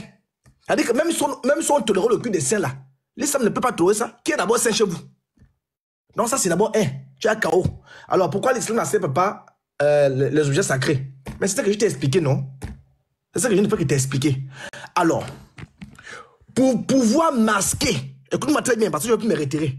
Pour pouvoir masquer, parce que le prophète de l'islam est conscient qu'en 2025, le paganisme ou encore l'idolâtrie est tellement visible. Si je me mets à adorer les statuettes et consorts, ça sera visible de pointer du doigt. Alors, qu'est-ce qu'il va faire? Il va résumer, c'est-à-dire que le paganisme ne va plus se concentrer sur des objets, mais on va soutirer à ces objets-là, c'est-à-dire la vénération, on va les soutirer, n'est-ce pas, le pouvoir qu'ils avaient. Donc, ce qui fait que l'objet devient vide. Mais entre autres, on voit les petits symboles, par exemple, le croissant lunaire. Le croissant lunaire, je t'ai montré ça, c'est le croissant de Hila. Hein? Le croissant de Hila. Tu vois? Regarde, je t'ai montré le croissant lunaire. D'après le recueil, n'est-ce pas? Je t'ai montré le croissant lunaire. Voilà, je t'ai montré le croissant lunaire. Bon, je vais attendre de le chercher. Ça, c'est un. Donc, l'islam ne va pas autoriser les statuettes là. Ne va pas autoriser la vénération des statuettes. Sinon, ça sera tellement flagrant. Est-ce que tu comprends? Mais qu'est-ce que l'islam va faire? Les statuettes en question qu'on adorait là, les statues en question, là où on consacrait La consécration de ces statuettes-là, ils vont retirer ça. Exemple, on faisait le tawaf, on faisait Safa et Marwa pour Oubal. Qu'est-ce qu'il a fait? Mais si tu vas à la Kaaba, est-ce que tu vas encore voir Oubal à l'intérieur? Est-ce que tu vas voir la statuette Oubal comme ça, la statuette Oubal? Non. Il a enlevé la statuette Oubal, mais on garde, on prend la divinité, c'est-à-dire on prend les rites. Ce sont ces rites qu'on va introduire. Mais de façon subtile, il y en a. Par exemple, la plus grande mosquée, la mosquée Al-Majid. On n'a pas mis de chrono. Hein. La mosquée, le chrono est là, le chrono est là. Le chrono est là. La mosquée, le chrono est là, non, frère. Tu vois pas le chrono ici, c'est 17 secondes. Oh. Laisse-moi finir. Tu m'ajoutes encore 20 secondes. Je vais être obligé de remettre 1 minute, hein, carrément. Je vais être obligé de remettre 1 minute. Ok. Monsieur Tidiane, vous êtes d'accord? Parce que je veux votre avis d'abord. Mettez ce que vous voulez. Ok, merci. Voilà, c'est ça le chrono. Vous n'avez pas mis comme il fallait. Non, non, moi je voyais. Non, moi, je j'avais mis le chrono. Non, est-ce qu'on est clair ou pas? Non, c'est moi qui parle. Ouais. Non, je vois, moi je vois. Ouais, non, il avait une fidélité d'affichage. Et ça n'a pas été. Mais c'est pas grave, donnez-lui les 1 minute. Non, attends, on va demander l'avis de Baba. Baba, j'avais mis le chrono ou pas? Non, mais j'ai dit donnez-lui, c'est bon. Toi-même, tu vois que Il me fait pas. Non, non, je vais atterrir. quand Non, le c'est pas poisson est mort, appuie, je vais partir, appuie. il est en train de dire quoi? Toi-même, tu vois ton gars. Appuie, Faut le humilier. Non, Si tu veux là, regarde. Regarde. Toi, Attends, l'apôtre attend. On m'a adressé une question. Il y a quoi? L'apôtre attend. Uniboy, il faut l'humilier. Si tu veux la regarde, donne-lui 3 minutes encore. Donne-lui 3 minutes. L'apôtre Donne-lui. attend. Tu vas l'humilier comme ça. C'est ton client. Il n'a rien à dire. Non, l'apôtre attend. Il se répète, tout le monde voit qu'il est essoufflé. Vous n'avez pas dit que vous avez des tendances de mort, comme ça là. Les kamikazes là. Continuez. Si tu veux là, regarde, donne-lui 3 minutes encore, il va s'humilier tout de suite là. Tout le monde voit qu'il ne répond pas à ma question. Pourquoi l'islam interdit le culte des saints et des objets sacrés? L'apôtre me toi. Voilà. Il va tourner. Non. On a enlevé ça là. Il faut lui donner 3 minutes devant tout le monde. Mais je ne parle même pas, tu me demandes de me muter. Est-ce que je parle? Je ne parle pas. Il faut voilà. Je vais tirer ça là au clair. Ça fait la deuxième fois que ça se fait aujourd'hui dans la journée. Qui a le rec de cette partie-là? On va tirer ça au clair en même temps. Parce qu'ils ont dit que je n'ai pas mis le temps. Il n'y a pas accepté ça. Baba. Non, tu n'as pas venu introduire ça ici pour dire qu'il y a le rec. Il faut le remettre son temps, il va faire chose là. On va mettre le rec. Ça veut dire quoi ça? On va mettre le rec. Elvis, moi, il n'y a pas de problème. Alhamdulillah, tout le monde voit que il n'a répondu à aucune question. Si c'est ça que tu veux faire, il est fâché. Oui. Il ne faut pas faire dire ton antécédent. On va avancer. Voilà, je t'ai dit qu'il y a 2 babas. Si je suis en mode débat, mais c'est bon, non, c'est bon. Voilà. C'est moi qui dois parler. Est-ce que vous reconnaissez qu'Uniboy n'a pas mis le chrono en marche? Tu dis qu'il va le chrono en marche. Non, mais en fait, c'est ça qui fait que je veux qu'on mette d'abord. On va mettre ça. Uniboy a mis le chrono en marche. On va mettre ça quand? Non. Si on ne met pas ce rec, moi je vais continuer. Il y a besoin de falsificateur. Il faut remettre mon temps là. Il va faire chose là. Il y a quoi? Mais qui a le rec? Ok, mais qui a le rec? Et puis tu dis qui a le rec? Si vous voulez, nous on s'en va. Vous jouez votre rec. Vous pensez que ceux qui sont là sont là pour vous? S'il vous plaît, on va avancer. Mettez-lui. On va lui donner 1 minute, il va avancer. Non. On va tirer ça au clair. C'est pas. On va tirer ça au clair. Nous on l'a dit. On va tirer ça au clair. L'objectif est atteint. Et vous voyez que le monsieur Beck, il veut gâter le débat. Ça a quoi à voir avec ici là? Tu es un falsificateur. Et puis tu dis qu'il va venir mettre le rec. Mais le rec, ils disent que nous n'avons pas mis le temps. Tidiane, faut être ça. Bon, ok. Il n'y a pas besoin. Est-ce que tu as enregistré? Non. Si c'est ça, nous, ça va. Parce que tu n'as pas dit que tu ne respectes pas tes autres. Écoutez. Allez d'abord les 1 minute. Attends, je termine d'abord, j'atterris d'abord. On va régler ça. Non, mon frère. Si tu cherches à saboter quelque chose, il n'y a pas de problème. Non, mais c'est du sabotage finalement. Laisse-moi finir 1 minute. Mais il n'y a aucun problème. Laisse-moi finir. Je suis en train de parler. Je te mute d'abord. Voilà. Laisse-moi finir. C'est mon temps. Laisse-moi parler. Mute-toi. Il faut te muter. Mute-toi. Mets d'abord les 1 minute. On va régler ça après. Nous sommes à la fin. Il va fouiller. Tu les ignores. C'est moi qui suis en train de parler. Moi, je vois le temps. Je vois très bien le temps. Je vois très bien le temps. Tout le monde en commentaire voit le temps. Il me restait même environ 40 secondes, 30 secondes. Quand les gens viennent se démuter, les gens se démutent pourquoi? Alors donc, les frères. Alors, je prends par exemple ici. OK. Vous voyez, le livre des idoles. Quand je viens ici, il a croissant lunaire. Vous voyez? Le croissant lunaire là. On retrouve ça encore sur les mosquées. Sur toutes les mosquées, on retrouve le croissant lunaire. Sur tous les drapeaux, la majorité des drapeaux islamiques, on retrouve le croissant lunaire. Donc, Baba, voilà ta réponse. Comme vous êtes champion pour couper les gens, mais gloire à Dieu, j'avais dit l'essentiel. Voilà, parce que M. Tidjane, il se démute, il me coupe comme ça, vous voyez. Mais votre chérie, je suis là pour vous fouetter. Voilà, je vais vous fouetter. Donc, il faut le laisser rebondir. Je pose ma question. Voilà. Ok, je vais rapidement dire un truc avant de mettre le temps de Baba, les 2 minutes. Si tu fais, je te dis, hein, hey, Elvis, si c'est à quoi ça Baba, il est modérateur, il parle avec Tidjane, il parle avec Tidjane. Il parle avec Tidjane. Non. Il parle avec Tidjane. Si tu veux foutre, tu te barres. Tu es KO. Oui, mais il veut dire quoi? J'ai dit, il a le droit de parler. Il a le droit de parler. Ça fait quoi d'accord ça? Tu viens de chuter. Il n'a qu'à laisser d'abord, il va faire chose. Quel désordre vous voulez créer là? Apôtre, doucement. Si tu veux fouiller comme un lâche, tu fouilles. Il n'y a pas un problème. Voilà. C'est vous qui êtes des lâches. Ok, d'accord. Monsieur Tidjane, ça fait la 2e fois que cette histoire se passe dans la journée. Mais Baba, mais laisse-moi rebondir. Si me je parle avec ton modérateur. Ne me laisse pas rebondir. Ça s'appelle du corps à corps. J'ai posé une question. Si ma question est épuisée là, c'est en ce moment-là que tu peux intervenir. Laissez un commentaire. Restez serein. Vous n'avez pas compris ce qui se passe. Tidjane, il faut descendre. Tidjane, il faut descendre d'abord. Descends devant moi-même. Descends. On s'en va. Descends. Allons ouvrir notre live. Tous ceux qui nous suivent, j'ouvre mon live tout à l'heure. C'est à cause de... Voilà. Vous voyez les fouillards. Un commentaire, les frères.